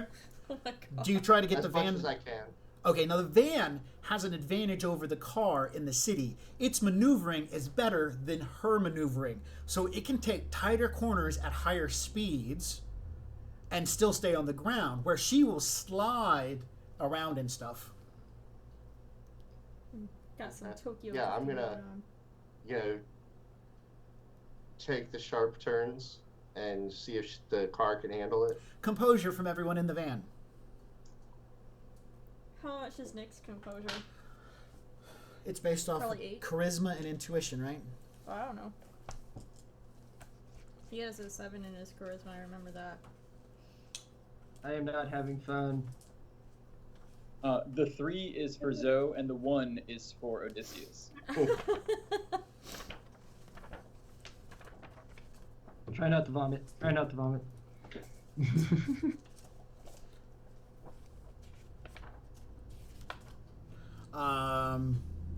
Charisma and will, so his will is probably about a 2. He's a low-willed individual. So he's got 9 dice. Okay. You want me to roll for him? If you want, I had dice, but... Go ahead. I'll let you. 4, 3. Did he make 2? 4. Who didn't make 2? Pollux and Odysseus did not make 2. All right. So as the ballet between the white utility van dances around corners at high speeds, zipping through red lights, bypassing other traffic, driving into oncoming traffic, by the way. Isn't that great? So does the blue car do so in reverse, always attempting to try to get in front of the white van. To nearby people who are connoisseurs of racing vehicles and rigging and stuff like this, this is an amazing ballet of 2 high-precision machines duking it out in some sort of bonded relationship. To the people in the vehicles, it is a vomitorium moment of just holding your guts in and not losing your cool as tools slide all over the place. By the way, the tools are designed, they don't fly out and hit people. They stay inside their bins. And you guys dance along the highway. It's great fun for Jay. That's about it. Near the end of it, the blue car whips back around, actually doesn't hold back, and then zips in front of the car as you guys are going through the main strip of downtown. And you gotta slow down because this area is heavily trafficked by a lot of security forces that will just shoot again, shoot some more. You drive through, passing by several of the arcologies and whatnot as you head toward Pikes. Passing by the fish market, the smell permeates the van, but not the car. And finally, how close do you guys want to get to this warehouse place? Whoever pulled up Golden Earring on the Switch, Yeah. that would have been the perfect song. I will have to listen to it later. Been putting stuff up, yeah. I will have to listen to it later. How close do you want them to get? I mean, as far as, like, I'm concerned, like, I'm going in there, like, as close as possible, so... Right at the gate, a block down the street? Yeah, like, just drop me off. And then start sending people, like... Because, yeah. There's no need for me to, like, endanger a bunch of other people right now. Okay, so you want to get dropped off? Because they're not getting paid to do a job. Like, they're just along for the ride at this point. Alright, so the van and the car will stop near the entrance. Yeah, it's like this is like an interim before we go on to the next part of our job. You know, it's like, guys, we gotta take a time out. I gotta go do some talking about stuff. My friend Alan, he's got some problems. You guys know Alan. If you want to help, that's cool. If not, you know, that's fine too. I'll help without pay. Okay. All right. How are you planning on assisting? Whatever she wants me to do. Okay, so you're going to keep your comm line open and ready to respond. Yes. All right. You jump out. Yes. All right. There's no covering, so you're running into the warehouse areas. Rain everywhere. That's not a big deal. All right.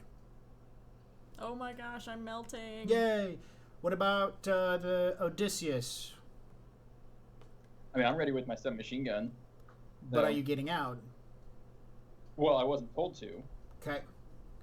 What about Zamora? Do we have an open line between all both cars right now? Yeah. Okay. Then I should have been able to tell you guys is like, look, I'm gonna go in there and see what's going on. I'm gonna have the comm line open. If you guys hear anything weird, you know, like me being murdered, feel free to jump in, or else you guys won't get paid for this last job. Okay. Zamora?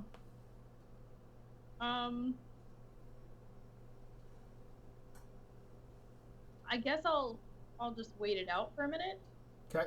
and listen. Like keep as soon as it starts to sound like it's going sideways in there, I'll start. Alrighty then. I'm gonna send my my other drone, the eyeball. Uh-huh. It's like a rolling eyeball. It's gonna follow her in. Okay. I mean, how big is it? Size of an eyeball. Like a I can golf pick it ball. up. I can pick it up and take it with me, so it's not like rolling around on the Yeah. dirt. Well, I was thinking it kind of looked like a cool little R2D2 type Okay, thing. yeah, cool. Okay, that's fine. Well, it's tiny, so it's not like it's big enough to fit into your eye socket if you were missing an eyeball. Yeah, whatever. If you want to hold it, that's fine. Okay. Okay. It can like be on my shoulder and just roll around. Okay. Yes, that would be so cute with this little bloodshot eyeball. Rhett? What is Pollux doing? Sonny, you ain't paid me yet. I'm going wherever you're going. Alright, so everybody else is calmly sitting back for it. Pollux, on the other hand, is climbing out of the van and going, and Lucky's just like, Doc, don't get yourself killed. Fuck. Looks at the tiny gun that John gave him, or Odysseus gave him. God damn it. Yeah. And Isn't it gonna be like the hero right now? yeah, that's, you know what he does. Yeah, he does. Alright, so he sits there for a minute. Then as Pollux and Sonny are entering into the warehouse area, he's like, ah, fuck it. And he gets out of the van.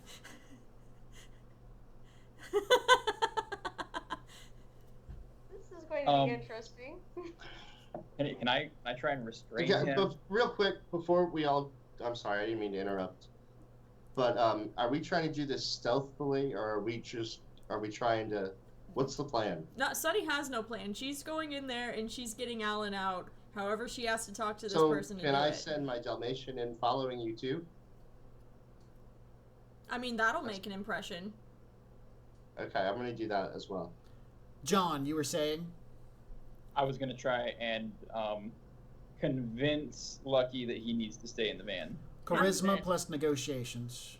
It was more physical convincing. I would say no, and the reason why is because you already specified that you sit near the back of the van and he's in the front passenger seat. So Oh, well, I mean, like, I know he's getting out, so I'll get out and pull him back in. Ah, got it. So you're going to get between him and be like, no, just, Yeah, wait for it or something like wait that. till we're called. All right, still And then charisma plus negotiations. John's character has a higher reaction, so he can move faster than yeah, that's Lucky true. can.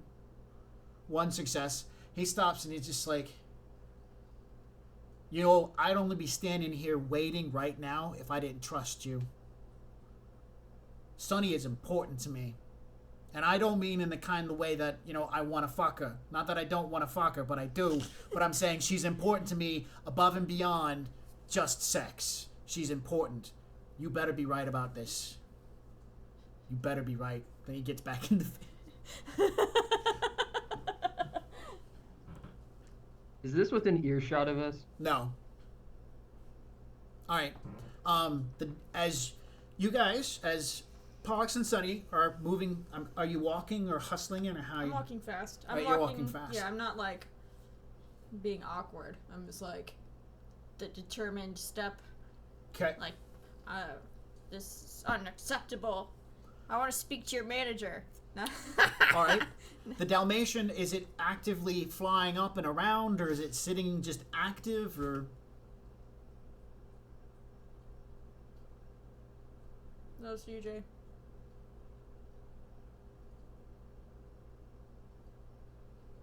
What was that? I'm The sorry. Dalmatian, is it sitting on top of the vehicle, active and waiting? Is it flying after her? Is it trying to stealth It's gonna after fly her? after her. Is it doing it stealthily or actively, like where it can be seen easily? I don't know if it can stealth, really. I'm not trying to stealth. I'm just gonna stay behind her like a couple feet. All right. The warehouse is U-shaped, and it's got inner hallways that walk along the way and whatnot. And as you walk in through the middle section looking for something, at the far end, you can see a guy in a raincoat and a hat standing at the far end of the entire place as you're walking in. The place is dimly lit, but lit enough that you can also see that there are two other guys on the roof of the left and to the right of you wearing raincoats and hats too.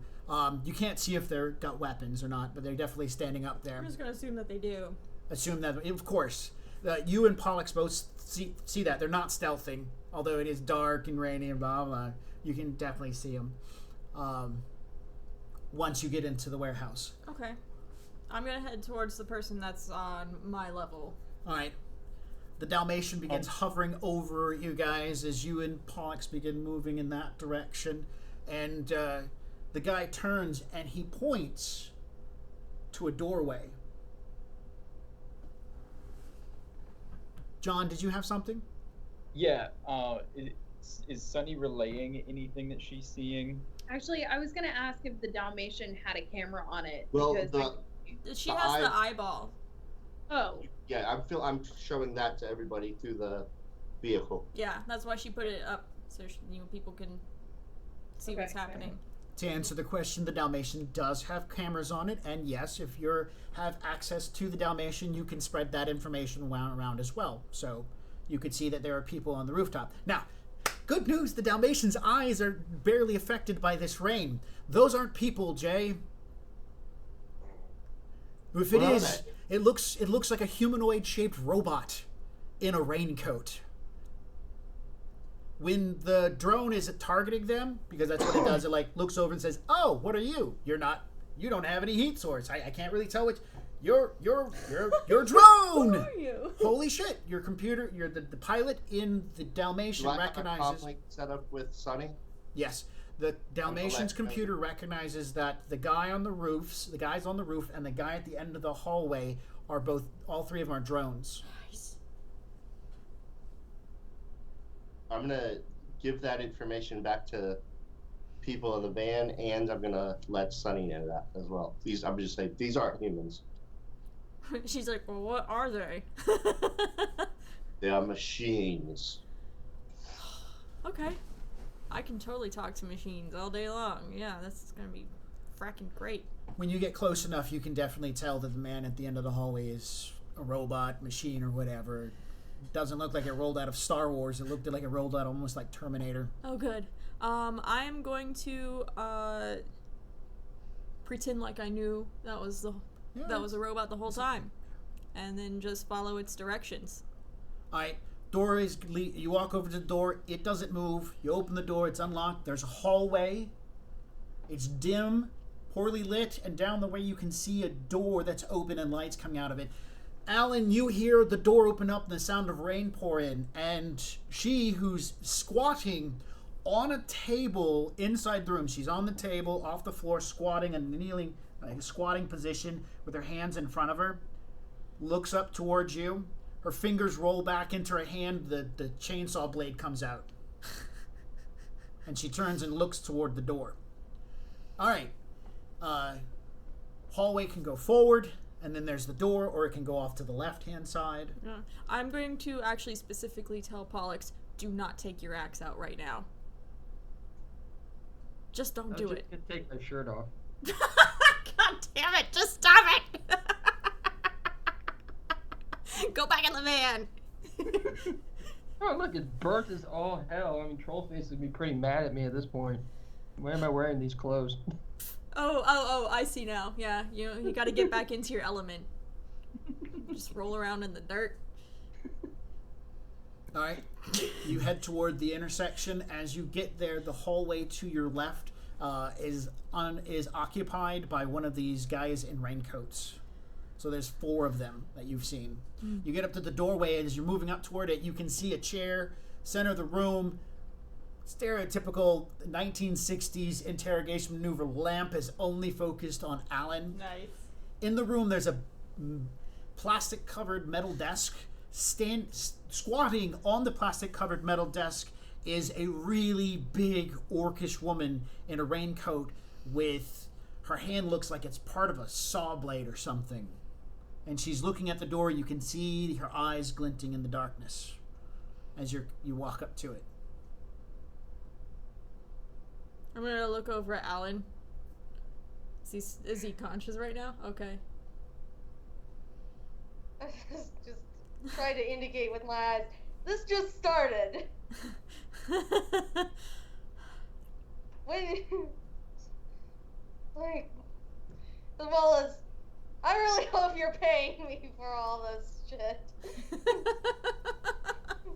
Okay. Shit. I'm just gonna. I'm gonna wait for a few moments. She'll leap off the table, standing on the floor. She stands upright. Big orc woman, cyber arms. Like, oh, good. So this wasn't a staring contest. Who the hell are you? She says. I'm the person who hired that guy over there. Kinda, Isn't that what you called me? I was expecting someone else. What? Someone that I made enemies with. This is good. I've got new enemies. She's gonna hold her finger up like,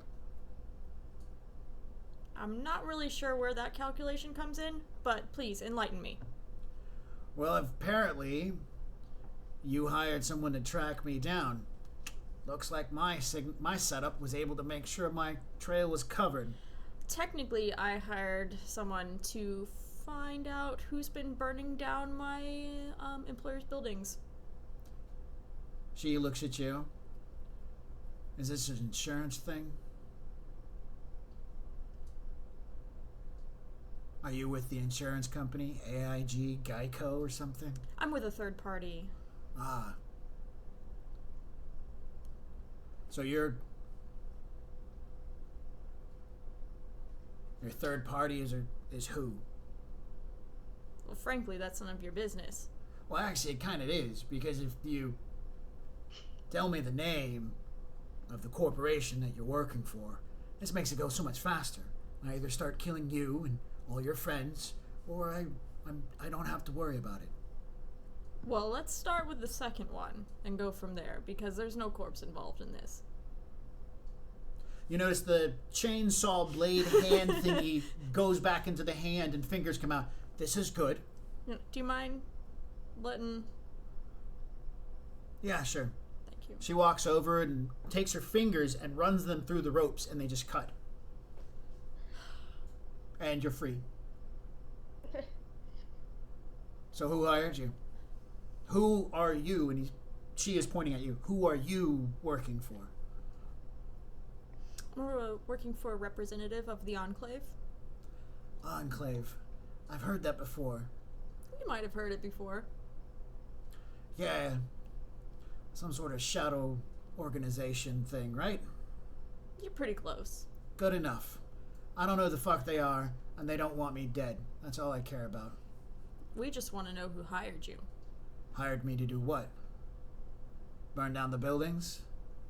Isn't that what I just said? You did. I'm just making sure we're on the same conversation. Right. I've had enough people come me over in life, and she holds up her 2 metallic arms. Fair enough. Yes, we want to know who hired you for the arsons. The 3 buildings in particular. Do you need the addresses just to make sure that we're all straight? No. The jackass's name is Quickshot. His money's good, though. I don't know anything more than that. Other than the name is Quickshot. And he seemed very determined at burning them down, making sure nobody got out, do it while people were sleeping kind of thing. Any particular reason? He didn't go into details. He just wanted the buildings burnt because the person he wanted to kill was supposed to be in there. So far, I checked all the buildings. I'm getting paid to burn buildings. There was nobody in any of them except the one house. That was an accident. Yeah. He came in after I set the charges. Poor old guy. But fuck him.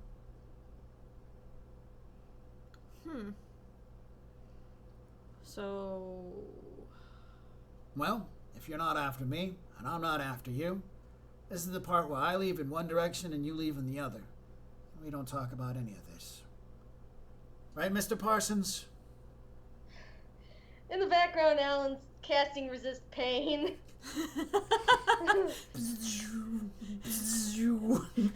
Yeah. At 6, which you said he took 3 health, so he's at least able to. Right. Never want to see you again in my life.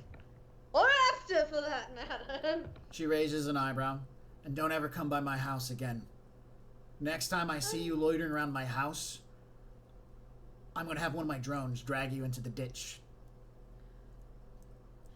Alright, now, out of character, how would I sweet talk this lady into being one of my contacts?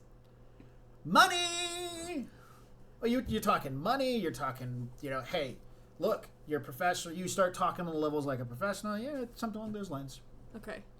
I'm going to try to do that. All right. I mean, that's what your character is about, talking to people. Right. So, do you need help getting back to the van? She's going to talk to Alan first. Do you need help getting back to the van? We have it right back there. No, Pollux, fine. can you walk her back to the van, or walk him back to the van, make sure that he gets there okay? Will do, boss. Thank you. I'm really sorry about the misunderstanding here. I'm just trying to get down to the bottom of things, find out who's trying to burn all these buildings down. It did not mean to bring down a whole bunch of on you. Shit happens. That being said, you have a very, very unique and strong set of skills. She looks you up and down. And? Might have use for them. Not right now, obviously. You need time, cool down, get your name out of the... what do you call those things? Security Corps. Get your name out of the Security Corps, all that kind of stuff. I understand. I'm not going to ask you to do anything right now, but I would really like to get to know you later. She raises an eyebrow. She looks at her watch for a minute. She goes, I got to pick my kids up in like 6 hours from the daycare. I got to take them to daycare in like 6 hours, so... this is like a thing that I can put off to tomorrow afternoon or tomorrow evening. How about next week? Pulls out a comm link from her pocket, flicks over some information towards you because she can see that there's a comm link active on yours. So whatever you have currently active receives some contact information. She says, I want to let you know ahead of time, I don't work for cheap. Don't expect me to be running for anything less than 3 to 4 standard. Well, on anything other than... I don't even do babysitting jobs and no milk runs. If it doesn't have some excitement to me, I don't care. that sounds fair. Based on your skills so far, I can see why you would why you don't come cheap. My name's Sunny, by the way. I forgot we gave her a name. We did give her a name. Paloma? Palomino? No. Palomana? No. Hang on. Started with a T. No. Oh, it's her... No, that's a fake ID. Oh, you never gave us her real name then. Phantom Dragon. Oh, yeah! Shit, I forgot. She says Phantom Dragon. That's why I see the phone ID comes up. The message from you is a number, and it says Phantom Dragon. Hmm. All right. Phantom Dragon, you can put this down. Connections of 2, loyalty of 2, and you're going to slaughter some money as a retention. She needs some retention here. Yeah, I mean, what do you think? Like a half standard just to come hang out? Yeah, half standard to pre-schedule a meeting next week. And this is something I'm doing from here on out. Every one of your contacts is going to have a professional rating to them. So it's going to be something you keep track of. The professional rating represents what they're able to do. Her professional rating is a 5. God damn, she's good. And so she's like, call me, let me know, we'll go from there. PR. I'm going to do PR 5. Yeah. All right. Before everything gets back, the drones on top of the building are withdrawing. Jay, you receive, the van receives a message. I will. The icon on the van suddenly gets a file download, a text file. I will read the text file. It says, who owns this? Who's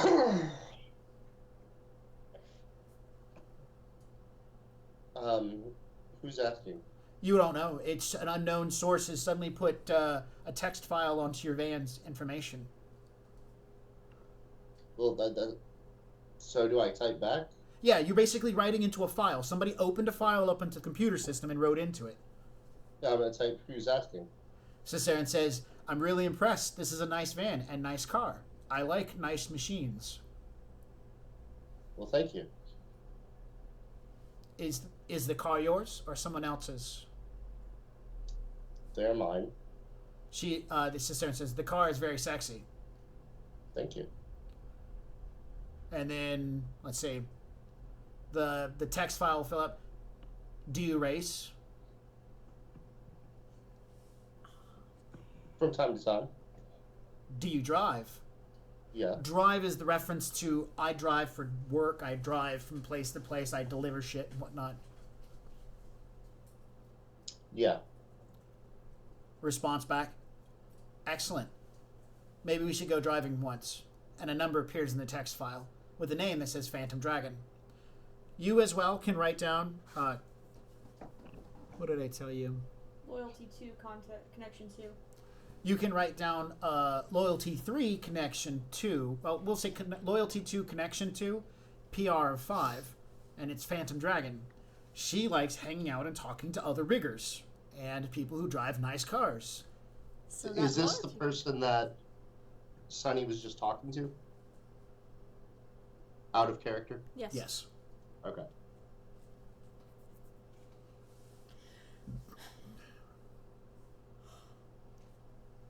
Okay, she's going to leave through a back door. Okay. And with her, she takes her small army of samurai robots. That's insane.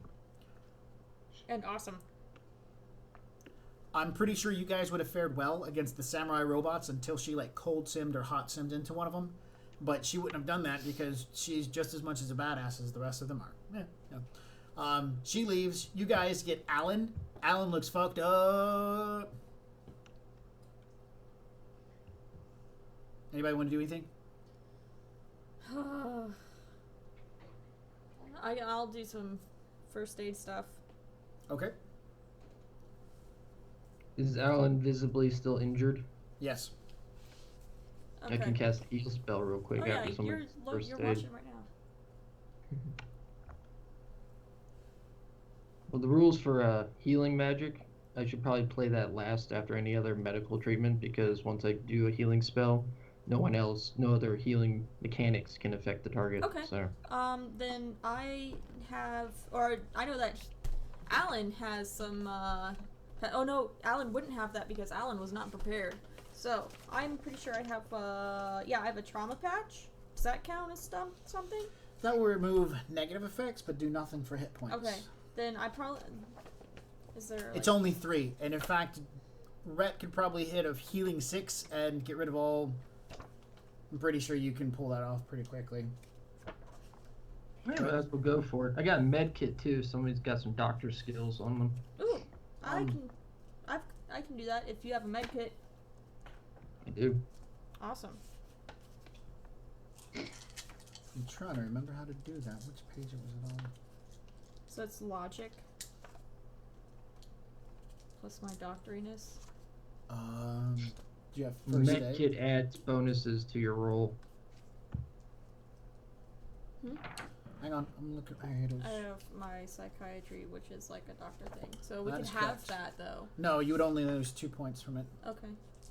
The medkit's rating 3, so you should add 3 dice to your pool when trying to do first aid. Yes. Okay. You roll first aid plus logic. It's mental.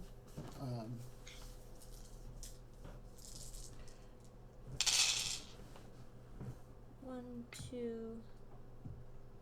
2 successes.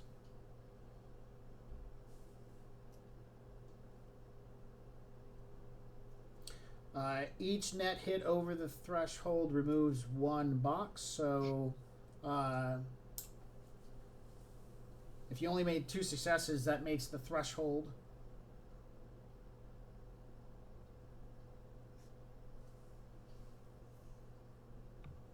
What's your?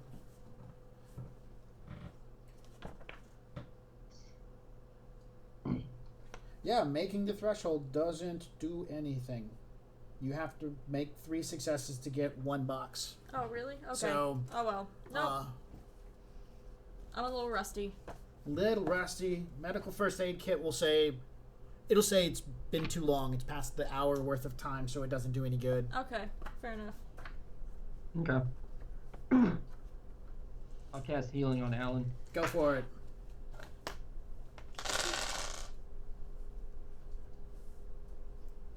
Or success.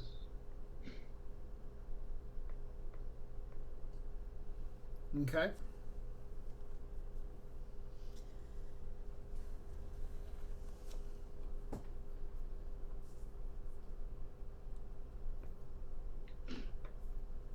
That should be 4 boxes healed, right? Yep, that's correct. And now you need to resist the drain. It's drain -4, so it'd be a drain of 2. Yep.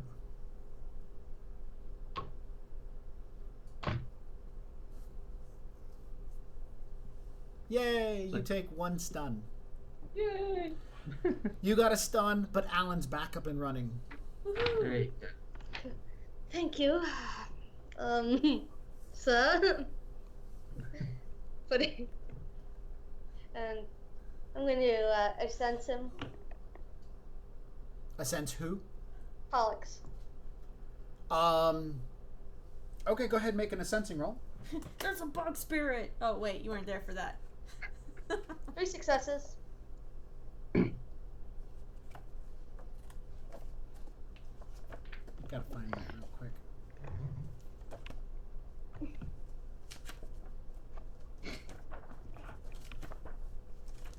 There was a page for that. I forgot what the successes mean. Illusion and rituals.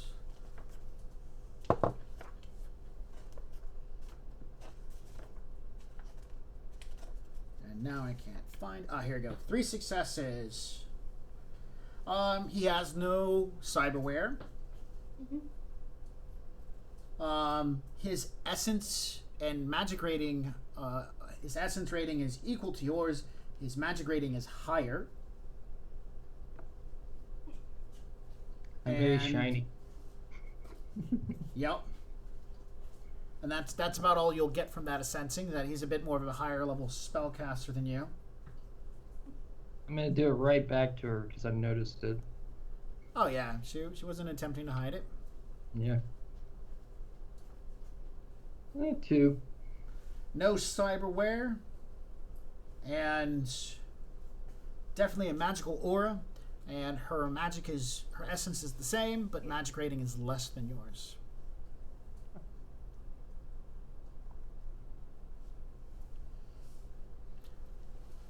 So, Yeah. you guys are in the van. They're like doing. They're going back and forth. All right. So next, like as you get back to the van, you've tried to do the medical thing. Everybody else is just hanging out at this point in time. Lucky's just like, so everything good now? As this is during the time that Pollux is casting a spell on. It's okay. It's okay. Okay, it's okay. It's okay. It's okay. I got a lot of things going on. I got it. Yeah, right. Okay. A lot of strings to pull. Understandable. Oh, okay, just making sure.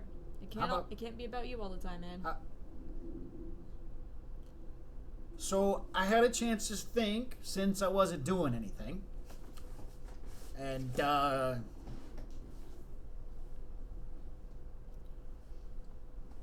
Lino is probably asleep at this point in time, so it's probably a good time to kind of creep up to his house if we can. I got a good idea where he might be. And nobody knows you're back yet. Maybe. Yeah, as far as I know, nobody knows I'm back. We snuck me in pretty good. So we bagged Lino. I got a couple of things. I'd like to go by my house and pick up some of my stuff since apparently my house has been broke into. But I know a place where I got some cash stashed, and so we could hit that real quick.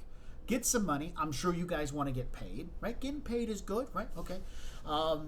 Get you guys paid, and then we can hit my place, and then we can set everything up at my place, and then drag Lino over there and, worm some information out of him, and then we can go from there.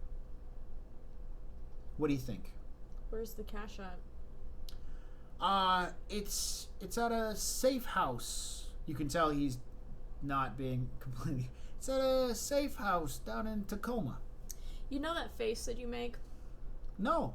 That face when you're about to tell me that you hadn't fucked anyone else but your wife in the last time we met? Do you remember that? Because that's the face you're giving me right now. Okay. I don't have a place down in Tacoma, but I know somebody's place that we could do a quick hit up on, and there should be some good stuff there. That should make us, it's where he keeps his cash. Trust me, Doc. It's a good deal. Okay. Well, how difficult is it going to be to get there? Get in? It shouldn't be. Dumbass keeps a pile of money in a warehouse. Who does that? Okay. We gotta get paid. Yeah. Yeah, no, I completely agree. We gotta get paid. And we gotta get you a gun. I mean, we could go by my place, and I'm pretty sure, nobody's found my stash at the house. Then again, she did probably ransack the whole goddamn place. He's gonna pipe up now.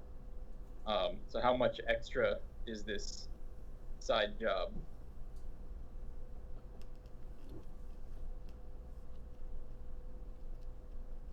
Yeah, I would like to know too.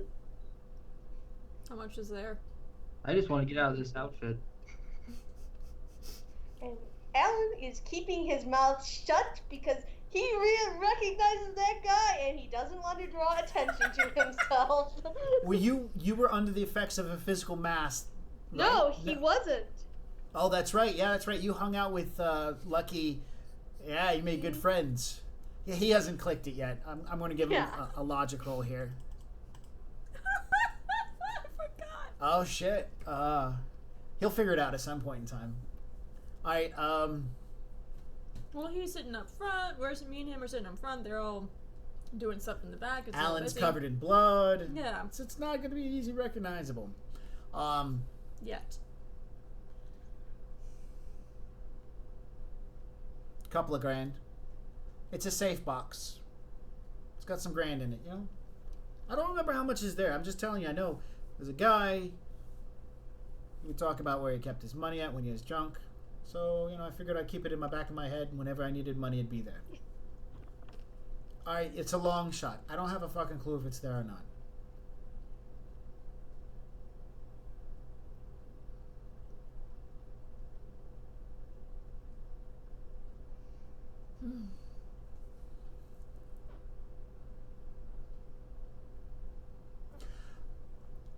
How about we just go and see? No, I feel like a complete idiot. Doc, I'm fishing for nothing here. Okay.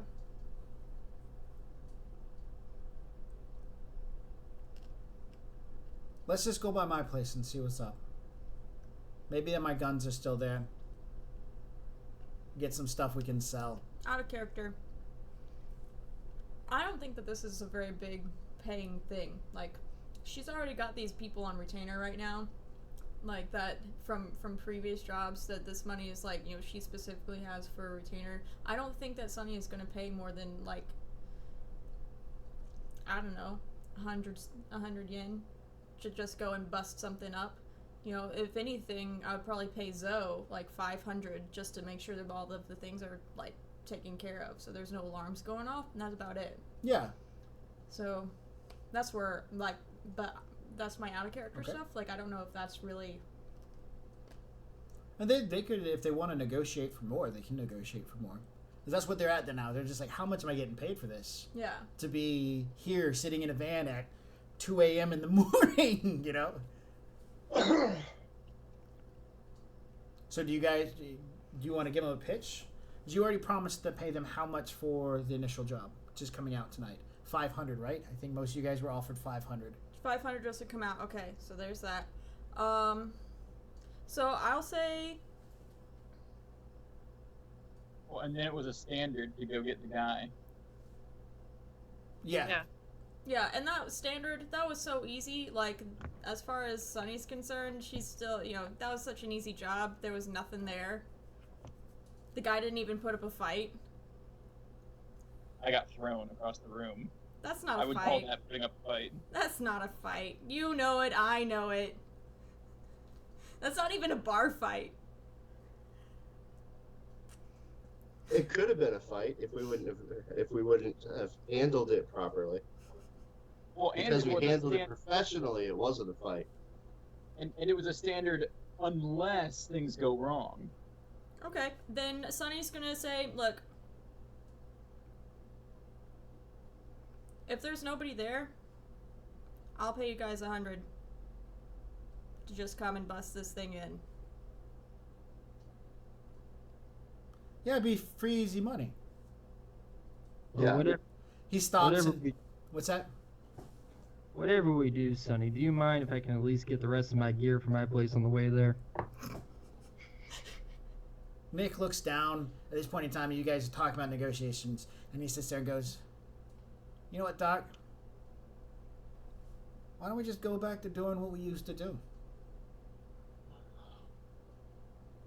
We go down to Fort Lewis. I know a place we can open up. Yeah. We can get ourselves some stuff to sell. I can get me a gun. Then we can drive by and see all the gangs. We can make some quick business, some quick money. You know that's going to be you're not going to get everything done right away. That's long-term stuff. I mean... That's why I'm thinking about hitting this warehouse, because it'd be faster just to grab some quick cash. But we don't know how much is there. I mean... Okay, alright. Let's hit the warehouse. See what we've got to work with. And then, if we don't have enough, then we can do some running. Alright. Okay. So, we're getting paid 100 to break into this warehouse. That's what we're about to do? That's what Sunny is offering at this point, yes. How about a percentage of what we find?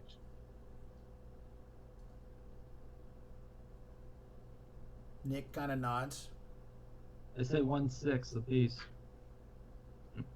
Yeah, that's not going to happen. Nah, 1/6 is kind of high, I agree. But some percentage. 10%? Each? Nick? No. You know, Doc? Hold on. He sits there and goes, I know how we can work this. I can be fine with 20%. If there's 20%, it'd give me some starting cash. It'd get me moving. You can have 20%. Or, you know, you can have 30% and they can get 10%. 1, 2, 3, 4, 5 of them. Yeah, okay. So they get 10%, you get 30%, I get 20%. I need people. Alright, fine. That's what we'll do. Whatever's in there, we can split it that way. If you don't want to do it, the rest of you guys get a higher percentage. I'm in. I'm in. Alan, you up for it? I mean, if you don't want to, you can sleep in the back of the van. You know, we all understand you've had a rough night. Yay. Wake me when we get there. Alright, so, I'm gonna send Gears an address for Pollux's apartment and see if there's a way for us to swing around between those two places that we need, like the warehouse. You know, because if it's out of the way, we probably can't go get your stuff, Pollux. Sorry, you're stuck in a pantsuit, man. He'll be stuck in a pantsuit for hitting the warehouse, but when you go over to Fort Lewis, you can stop by his place. Okay. I don't think we're gonna have everybody for Fort Lewis though, because I think that's just I mean, we'll have to talk about it. So, some of the things, this is what the conversation is going to be about between here and the warehouse. He says he's, in the past, and this is directed toward those people who can fuck with computers, because he's hired people who can do that stuff. He suggests we hit some of the automated trucks that go up and down the highway. He's okay with that. Hit them, take them over, run them off the road, search for some good stuff. He's got a friend who works in the DOT who can figure out which one's moving the good stuff. You know, we can do some hooding and go get some food and distribute it to the homeless and poor people, or we could go off and get something carrying guns and ammo and stuff like that. So, he's talking about hijacking some trucks along the highway to make some quick cash. He wants to go hit Fort Lewis to get into the what do they call that thing? The depot. The munitions depot. See if he can get some good military gear. Drag that out and sell it onto the open market. He knows how to get in. So he's done it in the past. And you guys know people who deal in selling and pushing that kind of stuff. So he figures get you guys to help and break into Fort Lewis. You should be able to grab a few guns, some military equipment, sell it on the open market, make some quick cash. Start buying influences that way. Another job, pushing and running things. The doc and him used to... I don't know if you want him to say this or not. Yeah, I mean, he doesn't stop talking, no. So I'm pretty sure. He will mention that the doc and him used to run a bunch of stuff. Guns, drugs, people. So he knows some people, get some good jobs. And so he's all eager to jump in on that. It's been a while since he's done that kind of thing. And it's like, I'm really rusty. Doc is like riding a bicycle. So... Don't worry, it's not for us. We're under the speed limit this time. But he definitely wants to hit up his house. So that's the course of action. If we can hit the warehouse and then his house, that would be really good. Okay. That's a good start. Because after that, like, I'm done. I've got places to go tomorrow. I don't have time to be running after loose ends, and I gotta sleep at some point. Wait, we're talking about doing all this tonight? Like robbing different trucks tonight? No. Just the warehouse and his place. And that's it. The Fort Lewis run will be some other time. And then not all of you have to go. I mean, he's going to need some... He's like, I could probably use the dwarf to help me boost me over the fence. Because, I mean, you're just the right height. And then me and Gun Guy here, we could definitely do it. Odysseus, we can get in there and get it. Yeah, we can definitely do that. So, we're going to fast forward to the warehouse. The warehouse is not heavily guarded. It has got dogs, not hellhounds, regular dogs, and some electronic countermeasures, such as cameras and stuff like that. So the good news is, it's actually a rather easy run. You pull up, it's a quick cut of the lock, quick jab at the electronic security system, a couple of stick and shocks to a few Doberman, you're in the warehouse. The hard part about the warehouse is the dumbass remembering what the number was. So you have to open a lot of random storage units. You've got to be kidding me, Nick. From Tupperware boxes filled with old photos to trash cans and garbage bags. Would it be under a specific name? Couldn't I just look, like, if I took over the system, couldn't I just look up the registry or something? Yes, you could, but Nick is too busy trying to remember the damn number. Oh, Did you want to ask him the name? yes. All right, he'll tell you the name of the guy and be like, it doesn't matter. These aren't labeled. And continue opening doors, rummaging through people's garbage. Are they really unlabeled? Like looking through No, the there's registry? numbers. No, there are no names on the doors. What he means is there's no names on the doors. But there's Right. numbers. Right. I'm talking about like, okay, well, I'm just gonna look through the registry for the name that the guy. All right, yeah, you find it. Yeah. Yeah, you find it. You What? know the What number is it? number 501. Okay, I'll say maybe we should try 501. That's like all the way at the end of the hall. Sugar cakes. There's no reason to go that far. We haven't got to that one yet. Alan just starts walking that way because he really just wants to go home and start putting his apartment back. Yeah. Yeah, I'm gonna That's follow right. them because I know that they know what they're doing and this guy doesn't. Yeah, I'm gonna go over to 501 so we can pop the lock. Okay. Whoever put it here, put a mag knock on it. So it takes maybe you hacking the mag lock, Jay electronically taking control over it and messing with it, whatever. John's character shooting the lock off. That actually doesn't work. But you guys get inside. It's a collection of furniture. It doesn't take you long before he describes, he's all like, hey, Pumpkin, you figured it out. Good job. Yeah, don't call me pumpkin or sweet cakes or anything. All right, not a problem, babe. Also that, I will shoot you. Wow, she's a feisty one. No, we've talked about this, Nick. I'm sorry, it's a high-stress situation. I have a tendency to do that kind of stuff. Sorry, honey bun. Doc. Alright, so he describes to you the location. Who's going to get the box out? Raise your hand. John. Alright, you go in, you pull the drawer out, you find the lockbox. It is a lockbox, a strong lockbox. It takes a little effort to drag that sucker out. It's got a combination on it. Lucky tells you his combination is the black hand, which is Joker, Joker, 8, Ace.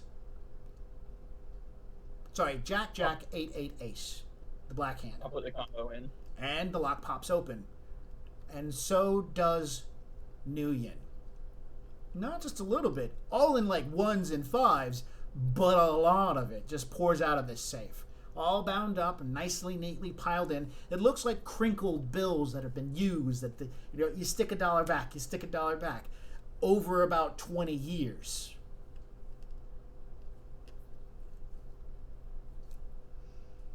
This is a box that we could carry back to the van, right? No, it probably weighs about 15 to 20 kilos. It's a safe box, like the kind, if you shot it, the bullet's going to bounce back and hit you. I'm sure we've got a bag we can stuff this all Sunny in. already brought a bag. She's done this Yeah. shit before. This is like riding a bike, Nick. Like riding a bike. All right, and because I didn't decide on an amount that's going to be there, you guys find 1d6 plus 1 times 10,000 New Yen. 6. All right. All right, 6. 70,000 divided by the numbers. Actually, let's see. 70,000, you said? 70,000. So that's 7,000 for us. That's for the 10%ers, we got 7,000. Yep.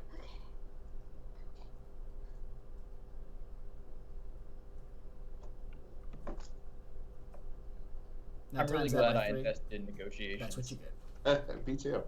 That worked out. All right. Alan's going, thank you. Easy job. Just walk us down the friggin' hallway when the person says, maybe we should try this way. All right. So, as we have a few more minutes before end of game, the important part we need to get to is his house. Mm-hmm. He divvies up the cash, and he only got like 14K, but he's got enough money to start with. Plus, he can always work with more. You guys are happy, and that's the important part because you're still working for him. So now it's time to go and inspect his home. the drive across town, you guys have your lumps of cash that you're like, I gotta put this in the bank and stuff. Hey, this one has writing on it. It says UncleSam.com, you know, the the old printed stuff, yeah. $1.com, I think it was called. You guys get across town and to Bellevue. The house has hedges, one of those big circle-up driveways that go to the front of the house. The center of the house is 2 stories and it's got those big Roman column pillars and then 2 wings off the other side. It's a nice house. Lights are on the outside. A few lights are on the inside as you guys are pulling up. There's a side driveway that goes off to carport. And the gate code apparently is the same one that he remembers. Anything you guys want to do as you approach this mansion? Roll perception. Great. Yeah, that sounds like a good idea. Yeah, I would like to matrix perception.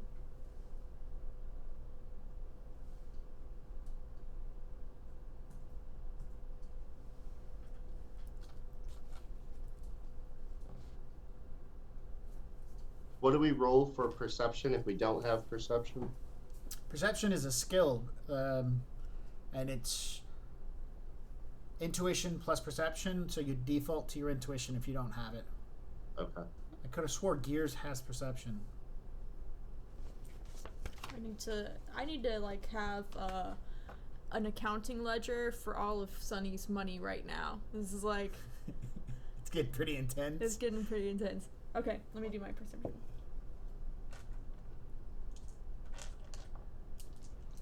And then logic, Intuition. intuition. Not they're same. That's fine.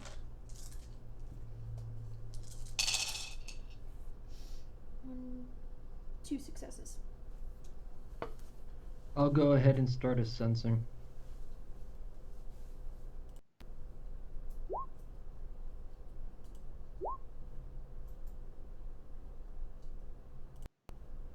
Yeah, Odysseus got 2 on his regular perception, and Zoe got 5 successes on her matrix. And Alan got 6 on his. I got 0. Yeah, I'm looking at your character sheet. You don't have I didn't perception. glitch. I'm shocked you don't have perception, but okay. Did he find another menu? All right, so Pollux got 3 on a sensing. Sarah M got 5 on her matrix perception. Jay got nothing. John's got 2 on his perception, and Sunny got 2 on my perception because she's not used to having to sense yet, so she's not going to attempt it. As far as the sensing goes, there is nothing really ominous about the house. There's no background count here. It's a big fat 0. You know, it's not like they dug up Indian or indigenous people burial grounds and turned them over, then reburied them. So nothing there. Nobody in the house that you can see. No magical effects going on. Matrix-wise, there is a security host has like its watchful eye over this place, and you can see that there are programs, not invisible programs, but actual programs. You can see their icons are lit up. On closer examination, you can see icons lit up. On closer examination, they seem to be security-related icons. Ones are like, hey, 20 minutes have passed, turn this light on. 30 minutes have passed, turn that light off. So it's like the timers that people would set like for the. You remember when you used to have to plug those things in and then plug up your appliances? Oh man, I totally remember that. I don't even know why I remember so it's that. like, oh, there might be somebody home because somebody's flipping on lights and walking from room to room. Exactly. Okay. As far as But I that don't goes, see go ahead. comm links. I don't see any comm links or computer systems other than the security up. That is correct. You see nothing else except for what I described, the computer system for the house itself. There are doors. The doors have icons on them, so that tells you there's maglocks on the doors. You can see the garage from here because its icons are lit up as well. You see the mailbox's icon, blah, blah, blah, blah, blah. Icon, icon, icon. Place Does is... it look like... a really hardy security system, or is it? It might put up some resistance. Depends on how well you get in. I mean, you know, sleaze in, it might be easy. If you brute force in, you might get some attention. For those of you who are doing regular perception, which would be John's character and Cassie's character, you see that the driveway... Oh, and Robin. How much did Robin get? She's got the... I got a 6. Oh, yeah. You guys see a wonderful, cool house. Lots of really fanciness and whatnot. Robin, you see that somebody has been in the driveway probably within the last 2 weeks. And as you're looking around and whatnot, the mail is not full, it's empty. Somebody's been around within the last few days to check the mail. Looking, you notice that the watering fountain is still active, as well as you notice there's a dog dish out front. If that dog dish has food in it, that means there's a pet around here that's being fed or clean water. So there's a lot of things you notice that everybody else is like, that's a nice house, Nick. Let's see what else you noticed. That's about it from now from the outside of the house.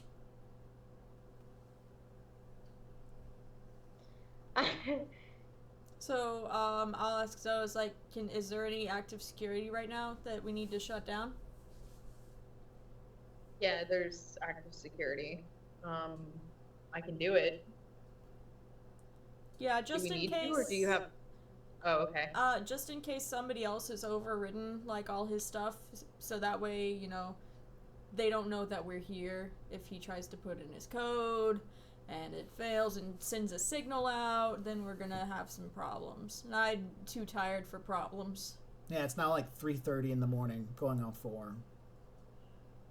Okay, let's hang back out of the range of the security cameras for a second while I bust this thing open. I don't know how much resistance it's gonna be putting up, so gonna take it a little slow. So someone's certainly been around here.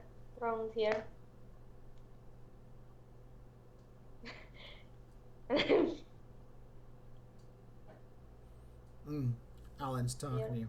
Yeah, I was listening. Sorry. Yeah. Probably a bit rather thrown by the accent.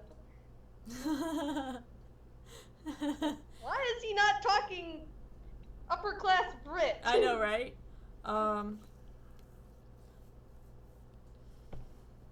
What, Alan? Someone's been around here, and points out there was a car several days ago. Mailbox. There's no mail in it. The dog dish is stocked. Pointing to all the signs that Nick, do you have someone's somebody pick up been your mail? here. Nah. No, I don't give a shit about that. I usually just throw it in the recycling bin. Okay. So, who do you think's been coming by? I didn't give a crap about that stuff. I mean, Jessica was the only one who cared about mail. And maybe her mom? I don't know. Maybe they're looking for something. Okay.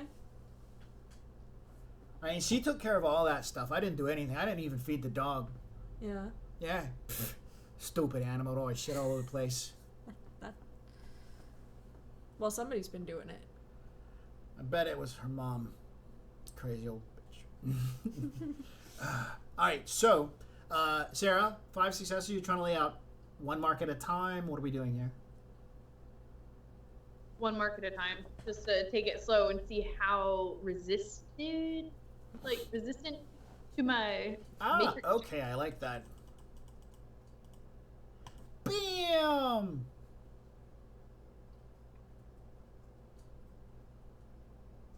Nothing. You want to try again? I mean, you did fine. The system didn't even pay attention to you. Jesus. All right, this time you dig a little harder, and it's like, what's going on? But you got another mark on it, and you can see that the system is, you know, activating some surveillance and whatnot. One more time, and you've succeeded in getting 3 marks on it. Jesus. Yeah, the system's now looking around going, something happened. Somebody did something. Turn on the light. Turn off the light. Everything's fine. Back to normal. All right, you got 3 marks on the system. Security protocols are currently running. There is no program for a check-in for another few hours, around 6 a.m. or so. You can turn that on and off. You have access to the house, all the bag lots, everything. Is there a way to prevent any signals from being sent out to the monitoring stations? Yeah, if one of the alarms would be tripped, it would send it out. But now she's in control of the alarms, she can just turn them off. Okay. There is no setup in this system that if the alarm gets turned off, it'll warn the security system. So if you just shut them off, you're good. All right. That's what's happening. Bam, shut off. All right, so Yes. she tells you that the house is clear. Yep. We're good to go. Well, it's your house, man. All right, well, he'll get out. He'll hand Odysseus back his gun. Here's your toy. I'll holster it and I'll pull out my submachine gun and I'll go with them into the house. Okay. Who's going into the house? I am. Everybody gonna wander around the house. Yep, I'll go. Should somebody stay outside in case there's a, somebody comes around wondering why there's think cars in the Alan driveway will- now?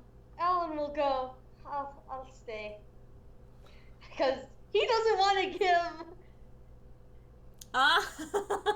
Good point. Lucky a chance to figure out this guy seems familiar. I'm gonna stay outside with the vehicles too. Okay. Yeah, I mean, I'm still gonna watch through the cameras, shuffle through them every once in a while to make sure nobody is sneaking up on the back of the house, but all the recording is turned off. Okay. So actually it's just Odysseus, Rhett, and Sunny going into the house. All right. I'm going in too, just to make sure that they know what's going on. All right. Okay. The first thing you notice is the large amount of caviar, raw meats, fresh fish, including tuna, inside the refrigerator's listed inventory. Some lamb, some beef. You notice that there's also a cupboard, a dry cupboard, where there's a selection of varieties of bread stored. The cheese drawer has names in it you've never even fucking heard of. This is all fresh? Well, it's been in the fridge. You don't know if it's fresh or not. Frozen tuna stays tuna until you thaw it. So it's frozen. Oh, yeah, fridge. I'm sorry, in the freezer section. I don't know about the cheese drawer and stuff, But I'm just telling you, this fridge is stocked. There's also a listed pantry, and the kitchen is automated. So if you walked in and say, make me a souffle, the kitchen would make you a souffle. You know those dangly robot arms that do stuff? You walk in and tell the robot arms, toss my salad, and it'll toss your salad. That's inappropriate. I'm just telling you, the robot knows how to toss a salad. Does he?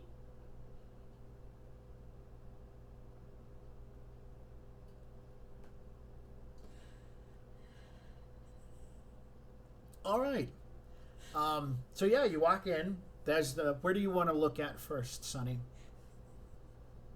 All right. Odysseus, he sits there and says, "Come with me up to the come with me to the master bedroom. I'll show you real toys." Oh my god. I don't want to see you. It's a trap! But there's another robot up there that tosses your salad for real. Did you say there's a Rumba gonna toss his salad? Yeah, Another robot that's gonna toss my salad. Another robot. Yeah, up in the master bedroom. Hey, hey! Oh goodness. All right. So where does Sonny want to go look at? Or do you want to go with... I'm gonna follow them up there. All right. So what is... Because I mean this... That's where he's headed. Yeah. I've already got... I'll deal with her real quick. Where does Zoe want to go? Do you want to stick with everyone else or wander to this really nice house looking for freebies? I'm just gonna wander. You find a Rumba. What's that? You. You find a Rumba. I think it's a Roomba. Roomba. You find a Roomba. It's all alone here. Nobody take care of it. Aw, you poor thing. I guess you're coming home with me. All right, you pick it up, put it into your satchel.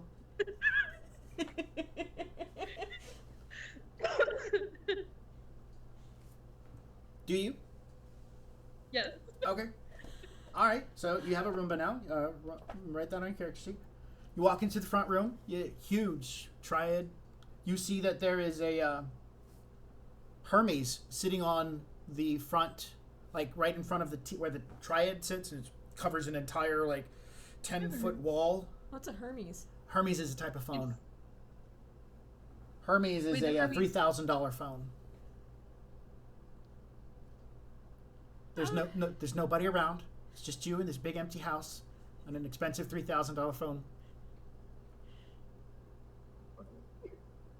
I'm gonna look at it first. You're gonna look at it, and I'm gonna put it in my pocket. I'm gonna see whose phone it is. How about that? I already turned it on. It's locked. Well, this should be easy. Okay.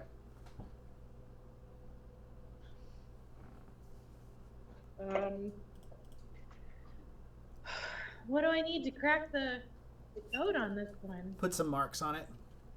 Ah. I can do that. What are you doing? Oh.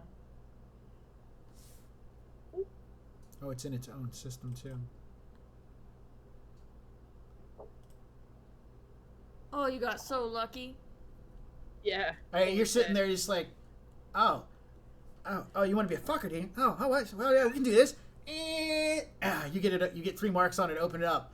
Wow, this thing is a device rating 5, and it has a firewall dongle on it as well. Oh shit, yo. Nice. Hey. You All right. belong Whose to phone? me now.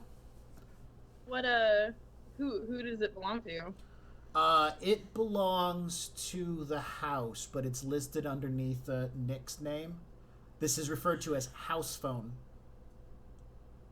Oh. Yeah, they have a phone specifically for their house. Had past tense.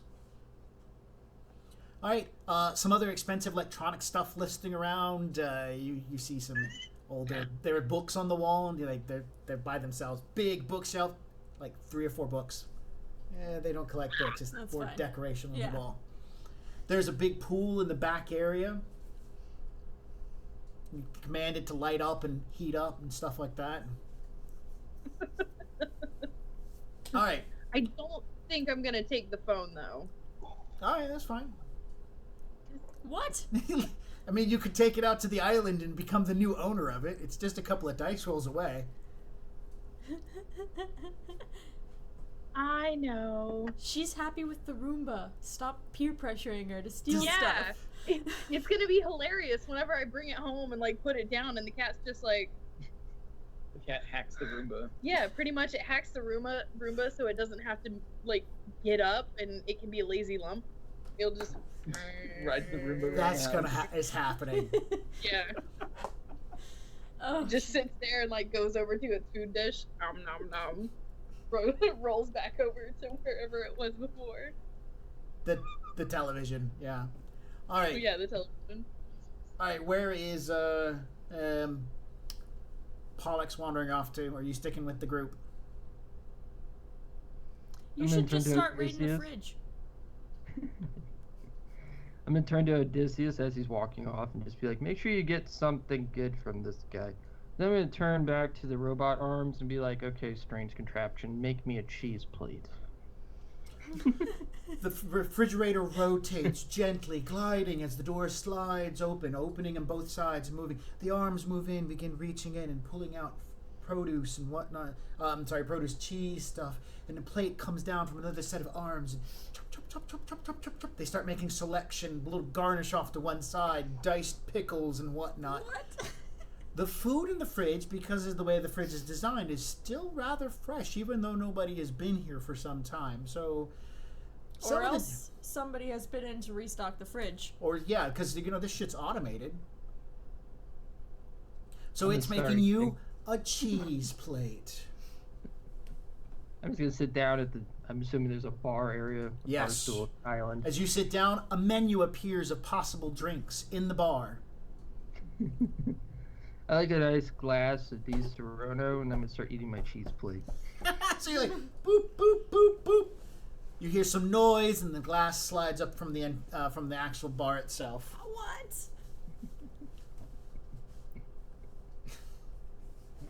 All right, and then as you're eating your cheese plate and drinking, you're looking around, and you can see one of Nick's jackets, probably from the last time they were here, thrown onto a nearby couch.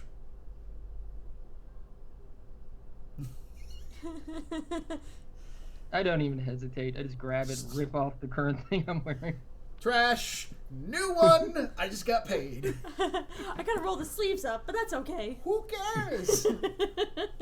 All right, you arrive at the bedroom, and luxurious is a good way of describing it. Elegant is another really good word. The room is lavish. TV, recording devices, access to a balcony, a walk-in his and her closet. He has a closet. You say recording devices? Yes. Okay. I did. Okay. Yes. He has an active sex life with, anyways, he had. His and her walk-in closet. His walk-in closet, her walk-in closet. They have a bathroom that is about the size of your front living room. It's so damn much. The cabinet for the bathroom is so long, and there's like a tiny bar of soap and this little squirt bottle thing in the middle of that's it. And then a napkin off to one side, or a towel or some shit. And a standing shower and a bathtub, jacuzzi, blah, blah, blah, blah, blah. The closet is filled with clothing for both him and her. But he walks into his closet, and then he moves to the back, and he pushes the clothes back, and he pushes a section of wall, and the wall opens up to a hidden gun room. Lights come on. You see assault rifles, shotguns, pistols, bulletproof vests, and stuff like that. As he begins wandering... You see everything there. Wait. He walks up, and he begins taking off these things, some sort of coupler devices and whatnot. And he pulls his sleeves up, and he begins wrapping it on them. And you see he takes what looks to be a gun that's kind of like broken into several pieces, John, and he begins attaching it to this. And then he shakes his hand. The gun pieces pop forward, combine together into a Ruger Super Warhawk into his hand. And then he shakes it back. It slides back down his arm to a concealed Ruger Warhawk, Super Warhawk. He does that for both of his arms. He sits there and grabs his stereo off the wall, cocks it, begins pulling off ammo, loads it, sticks a couple of clips into his pocket and whatnot, pulls out a combat knife, and he's just grabbing stuff and putting it on. Takes off his jacket and starts putting on this bulletproof vest and stuff like that. So, yeah, Sunny doesn't look as probably impressed as Odysseus does.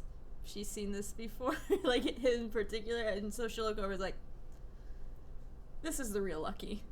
He's getting guns to his back. He's got guns on his wrist. He's got a gun that's strapped onto the backside of his shoulder. So he's got 3 on his back, 2 on his hips, 1 on his leg.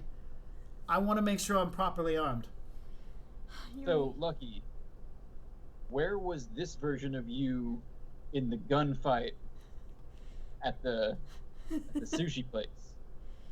He looks, I was meeting my wife. Why would I need that many guns to meet my wife for dinner? Who does that? I had that many guns when I met with your wife. Look, when I'm with my wife, I only need 1 gun. And it's always loaded. Oh, man. Is there anything in there for me? Make a perception check. Because he knows I don't do all of that AR crazy cyber hookups. Perception. Oh, you mean a gun? Yeah. Okay.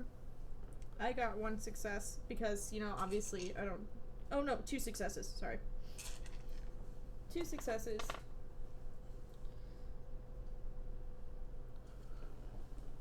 Alright, he comes out and he says, Browning Ultra Power modified for larger APDS ammunition. It's got a laser sight as well as carries extra 2 rounds of ammunition.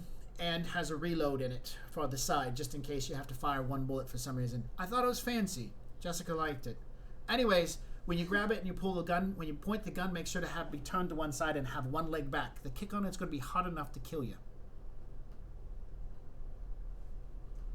Yeah. Just shoot and be against the wall when you pull the trigger. Okay, I can do that. And what'd you get for perception check? I got a 2. All right. As you're sitting there watching them do their googly thing over guns and whatnot, you're standing in the room looking around. This place is sleek, well designed, and everything is designed so it's out of sight. And so you have smooth countertops in all directions, and everything is just that, smooth and out of place. But what you see is a thing of lipstick sitting on the dresser. Caps off, lipstick, red.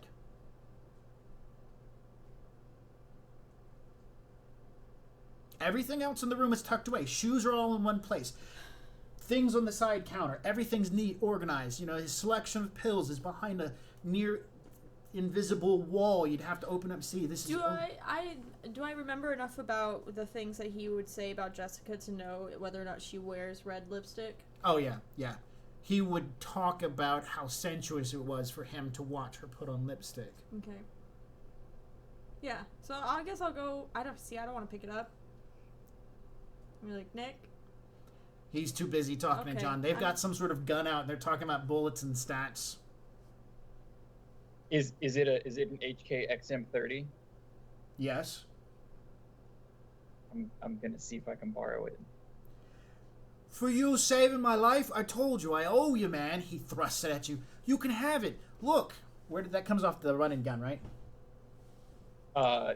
Yes. It's the assault rifle with the stop rifles.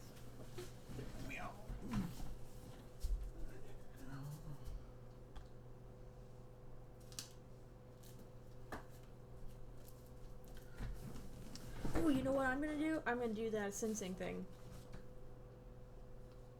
That's my new plan.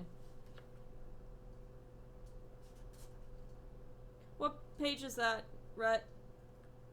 HK XM30 assault rifle. 45 and 44. Yeah, the HK is on 37. Okay. 37. This is the modular one that can be changed around to different types, from a carbine to sniper, LMG, shotgun, and grenade, and has a grenade launcher attachment. Yes. Yeah. He doesn't have the LMG setup. It's in the case, but he doesn't have the belt for it, so he's not gonna, but he pulls the case out with all the individual.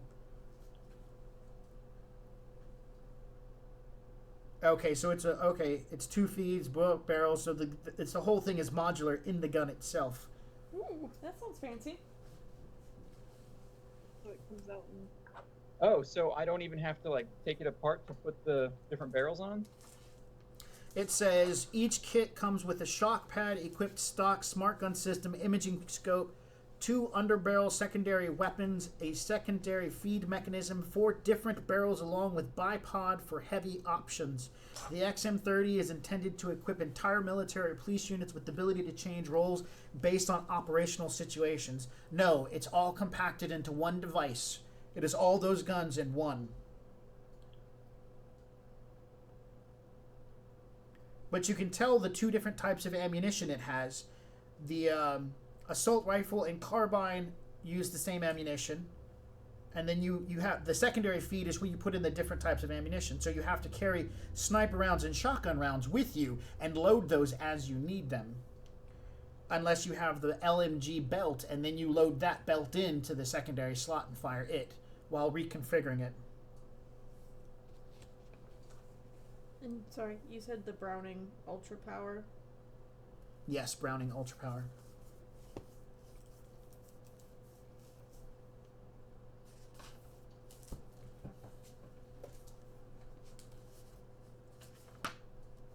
Nick is a man who likes to go with fancy, so let's see what...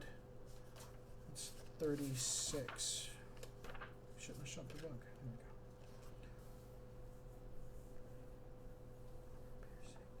Yeah, it's all smart gun. But since he doesn't use a smart gun system, this one will be modified with a laser sight. because he doesn't use smart guns. He doesn't care for that crap. Give him a fine-tuned laser, so all the accuracies listed are only one higher, not two. Instead of 6.8, it's actually 6.7, and stuff like that. That works for me. I don't use smart gun either. Yeah, neither does he. And he doesn't have any of the ammo for the grenade launcher. Didn't care for it. I'm sure you can find some somewhere. So anyways, they're talking gun stuff when you're like, hey, Nick. Okay, I'm gonna go inspect the area. You're sensing? Yes. All right, roll. What do I roll again? My sensing is a sensing magic? skill and... I don't have that yet. Oh, I should have that now. I have like 1 in it. What was the sensing based off of? Rhett? The sensing is logic plus your actual sensing skill. Okay.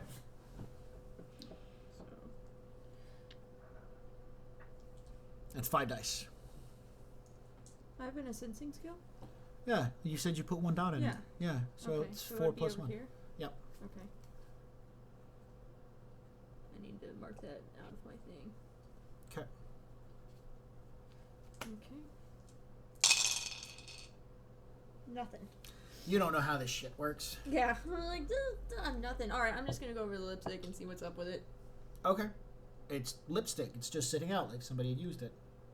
Alright, well, I'm gonna look around the room and see what else it might be out of place. All right. As you wander around the room, the doorway to the balcony is not locked. It's not it's a mechanical lock. It's not an electrical lock. Somebody would have to like flip the latch. Okay. On the inside. Okay. I'll open it. Okay. You open it, step out into the porch, the balcony area. Yeah. Begin looking around. There's nobody out here. It's well lit. There's also a walkway, a pair of stairs that can take you down to the ground level. So if somebody left out of this way, they wouldn't like be jumping off the second floor. Right, they they just walk away. Okay. And this goes out into the backyard area where there's a pool and a labyrinth of hedges and stuff like that. Okay. You hear laughter from inside as the two of them are talking gun crap. Okay, well, I'll go back inside and latch the door. Okay. Nick's coming out, getting the vestment on and whatnot. He's like, yeah, I'm ready. Get ready to go. She'll be like, hey, Nick. What's up, Doc? I think somebody left you a message. She'll, like, tilt her head towards the, wherever it was. I can't remember. The lipstick? Yeah, wherever that was. Nightstand? On the nightstand. On the nightstand. So he's staring at it, and he just stares. And we call game here. John, do you understand the implications of this? Of the assault rifle? No. The lipstick on the nightstand. I don't think that I do. Jessica is still alive. Unless it's that. Sarah's like the only one who ever gets my hints. Yeah, right? Well, no, I can't say it. Other people get it. It's just... Alright, so, yeah, Luciana is, at this point in time, just... Who is Jessica, and why is she important? Jessica is Luciana's wife. Chick. Yeah, Jessica is the chick that you were driving along, and I was sniping her. No. No? No, that was a cheat. That was Nick's side piece. Mistress. Yeah. Never mind. Jessica is the one that John was supposed to protect when they went to have the meeting, and unfortunately, the place got shot up and she died, supposedly. Jessica was the girl who hired Alan Parsons to tail Lucky to find out who the side piece was, so that she could then hire someone to kill the side piece. You were hired by an acquaintance to get the side piece of action out of town. Okay. And the reason your car got shot up was because of Jessica hiring someone to kill her. Okay. And then Jessica hired Odysseus as protection to meet with her husband before I meet with her husband. Yep. So, yeah. Very tangled So web. Trollface was trying to protect. With my storyline, Trollface was trying to protect the side piece. Okay. With that, we come to the end of the game. Thanks for everyone for joining us here on Twitch. Really great to have you guys around. Yeah, and I think that Ekin gets another karma for participating in the chat. Very awesome. Yeah. I appreciate that, definitely. Yay! Karma for everyone. You guys were able to get through the whole priest thing. It was rather simple. The negotiations, the whole going to the warehouse and whatnot, were all part of all of that.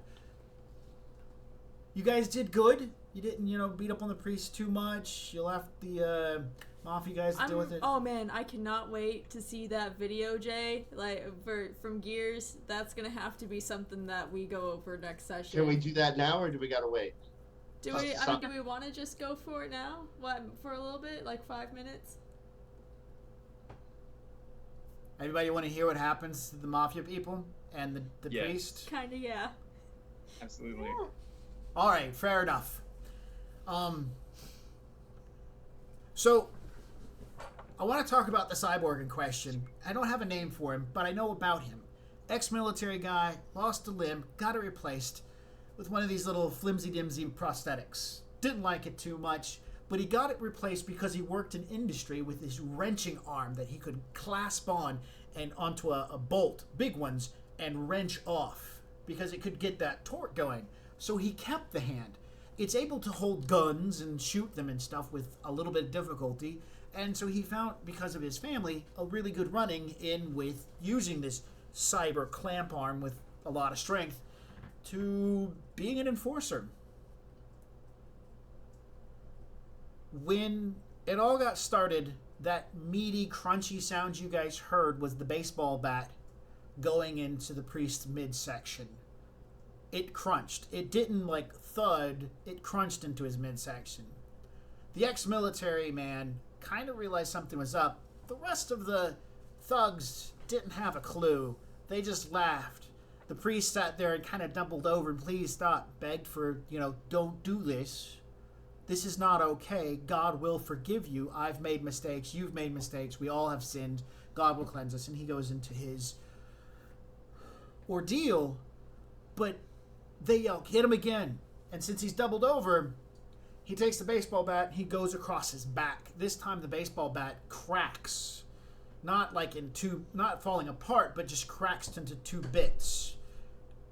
Near useless. They're all like, oh, excited. They push the priest back in the chair, who is unaffected at this point in time. And the military guy throws the bat off to one side and realizes he's got to up his game. So he goes through the lead pipe. Oh no. They immediately think they're going to do a good thing, and they take the rope, the nylon rope they had, pull it around him, begin tying it so that he stays in the chair. Grabs the lead pipe with his wrenching hand, he digs into the priest's shoulder and just gets a good grasp as he's got this 3-knuckled clenching device into the priest's shoulder. Don Louis comes in, sits there and goes, I'm angry with you. You did terrible things, and I'm going to do terrible things. But what did he do? What did he do? This is a good question. What did this priest do? Well, you see, the Fratelli, the Don Louis' son, fell in love with a girl from another family. Which would be okay, except for it's the Fratelli's, like, unspoken enemy. We can't be friends with these people. She fell in love with him. He fell in love with her. He broke rules, like going over to their house and hanging out while nobody is around, sneaking into her room and sleeping with her and shit like that. And the father is yelling at the priest, the reverend, about this, going, you let this get away. You knew this was happening. You should have stopped them. They were children. But he sits there and says, this was love, and their love could have brought your 2 families together and ended so much strife. Well, one thing led to another. A friend of the family got killed. People got really pissed. Don Louis' son decided to save face, and he decided to go hide for a little while. Well, it didn't work out so well because she was still in love. Well, he comes back, and talks to the priest, the reverend, and says, I need to do something. No, how did it happen? Yes, that's exactly what happened. He comes back and says, you got to do something. And so he says, I've got a plan. I'm going to get you two married. And so he marries these two underaged individuals together so that they can live happily ever after. Well, it doesn't work out so well. During the plan for escape, one thing leads to another. He's able to get away, she's not. He finds out she's in trouble, decides to come back. She's trying to escape. The priest comes up with a really cool plan to get them together, but in the end, one tragedy leads to another. She's trying to fake a death. He thinks she's actually dead. So it's Romeo and Juliet. And then he kills himself because he's lost her. She comes back, but she's not dead. And now Don Louis is without a son. And he also lost his daughter-in-law that he just got. Everyone's pissed. And the priest is trying to explain to him this was about love, not about family or honor and tradition. It was about love. And Don Louis has none of this, as the priest is begged. So he tells the military guy to just crank it up. And he does, bearing in that exceptional grasping strength. But instead of cracking of bones, the nuts and the washers on the arms start to pop as the priest says, don't. God has given me strength. God has given me the ability to stand up against the devil himself. I used to be a bad man, and that bad man is gone. And that's when Don Louis sits there and goes, yeah, well, I got this from a man who says it will make sure that you rest in hell. And he pulls out some weird, wicked, black, rocky-looking knife.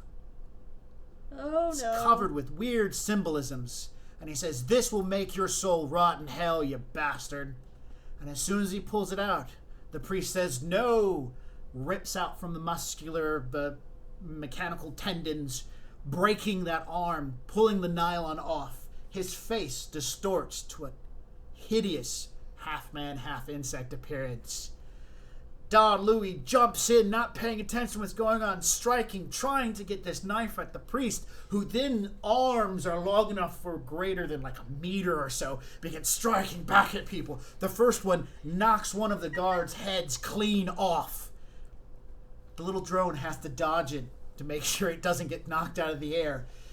Arms stabbing through chest, ripping of limbs from side to side. Don Louis fighting, his guts being pulled out, entrails and all thrown. The man thing is no longer anywhere resembling man. Chitinous armor, antenna, mandibles, arms ending in huge scything blades, slicing the last of the cyborg to pieces. And then at the end, the priest, the reverend, after everything's calmed down, in his bloody, torn robes, is on the ground crying, begging God for forgiveness for the terrible thing that he did. Well, shit. So, if you can tell me, is the bug thing, is it possessing the priest's body? Well, mechanically speaking, there are three options. The bug completely takes over. The human completely takes over, or they find some sort of mergence between. The priest is the in-between. He is halfway between bug and halfway between man, and they have become balanced. Something in the human side, something in the new human side of the priest is balanced out the bug side, and so they're able to coexist as this thing. So what came first though? The human, and then the bug came along and possessed the body? Or... Yes. So his story in particular was several decades ago. He was in Chicago as a young man who was learning to cast magic, and he was repressed by some anti-magic groups, which led him to seeking out more powerful magical allies, and he ran across being possessed by a bug spirit. Now he got possessed by a male mantis spirit. Male mantis spirits have a particular thing. They listen to female mantis spirits. That's what they do. Anyways, Bug City happened in Chicago. It was a terrible mess. A lot of people died. So did the reigning female mantis spirit that told him where to take a shit. She got killed, he didn't, and he was mostly stuck in that subservient worker mentality that he got. And he couldn't break free, but then the human side had a chance to kind of come back a little bit, and a hybrid form took place. The mantis spirit has no reason to actively seek out to build a new hive. It's not a female. It's not a chick. It doesn't do those kind of things. Where a female mantis is like, I'm going to make babies, and they're going to infect your brain. That's what they do. He's more like, honey, let's go kill shit, and then you can eat my head off. But there's no woman to eat his head off, so he's pretty much... he's kind of lost. He's lost. And so then it happened. He found Jesus. And peace restored to him. And he's a good guy. I mean, he was trying to marry these two kids so that they could bring families together, and then, well, you know... And then William Shakespeare had to step in and fuck everything up.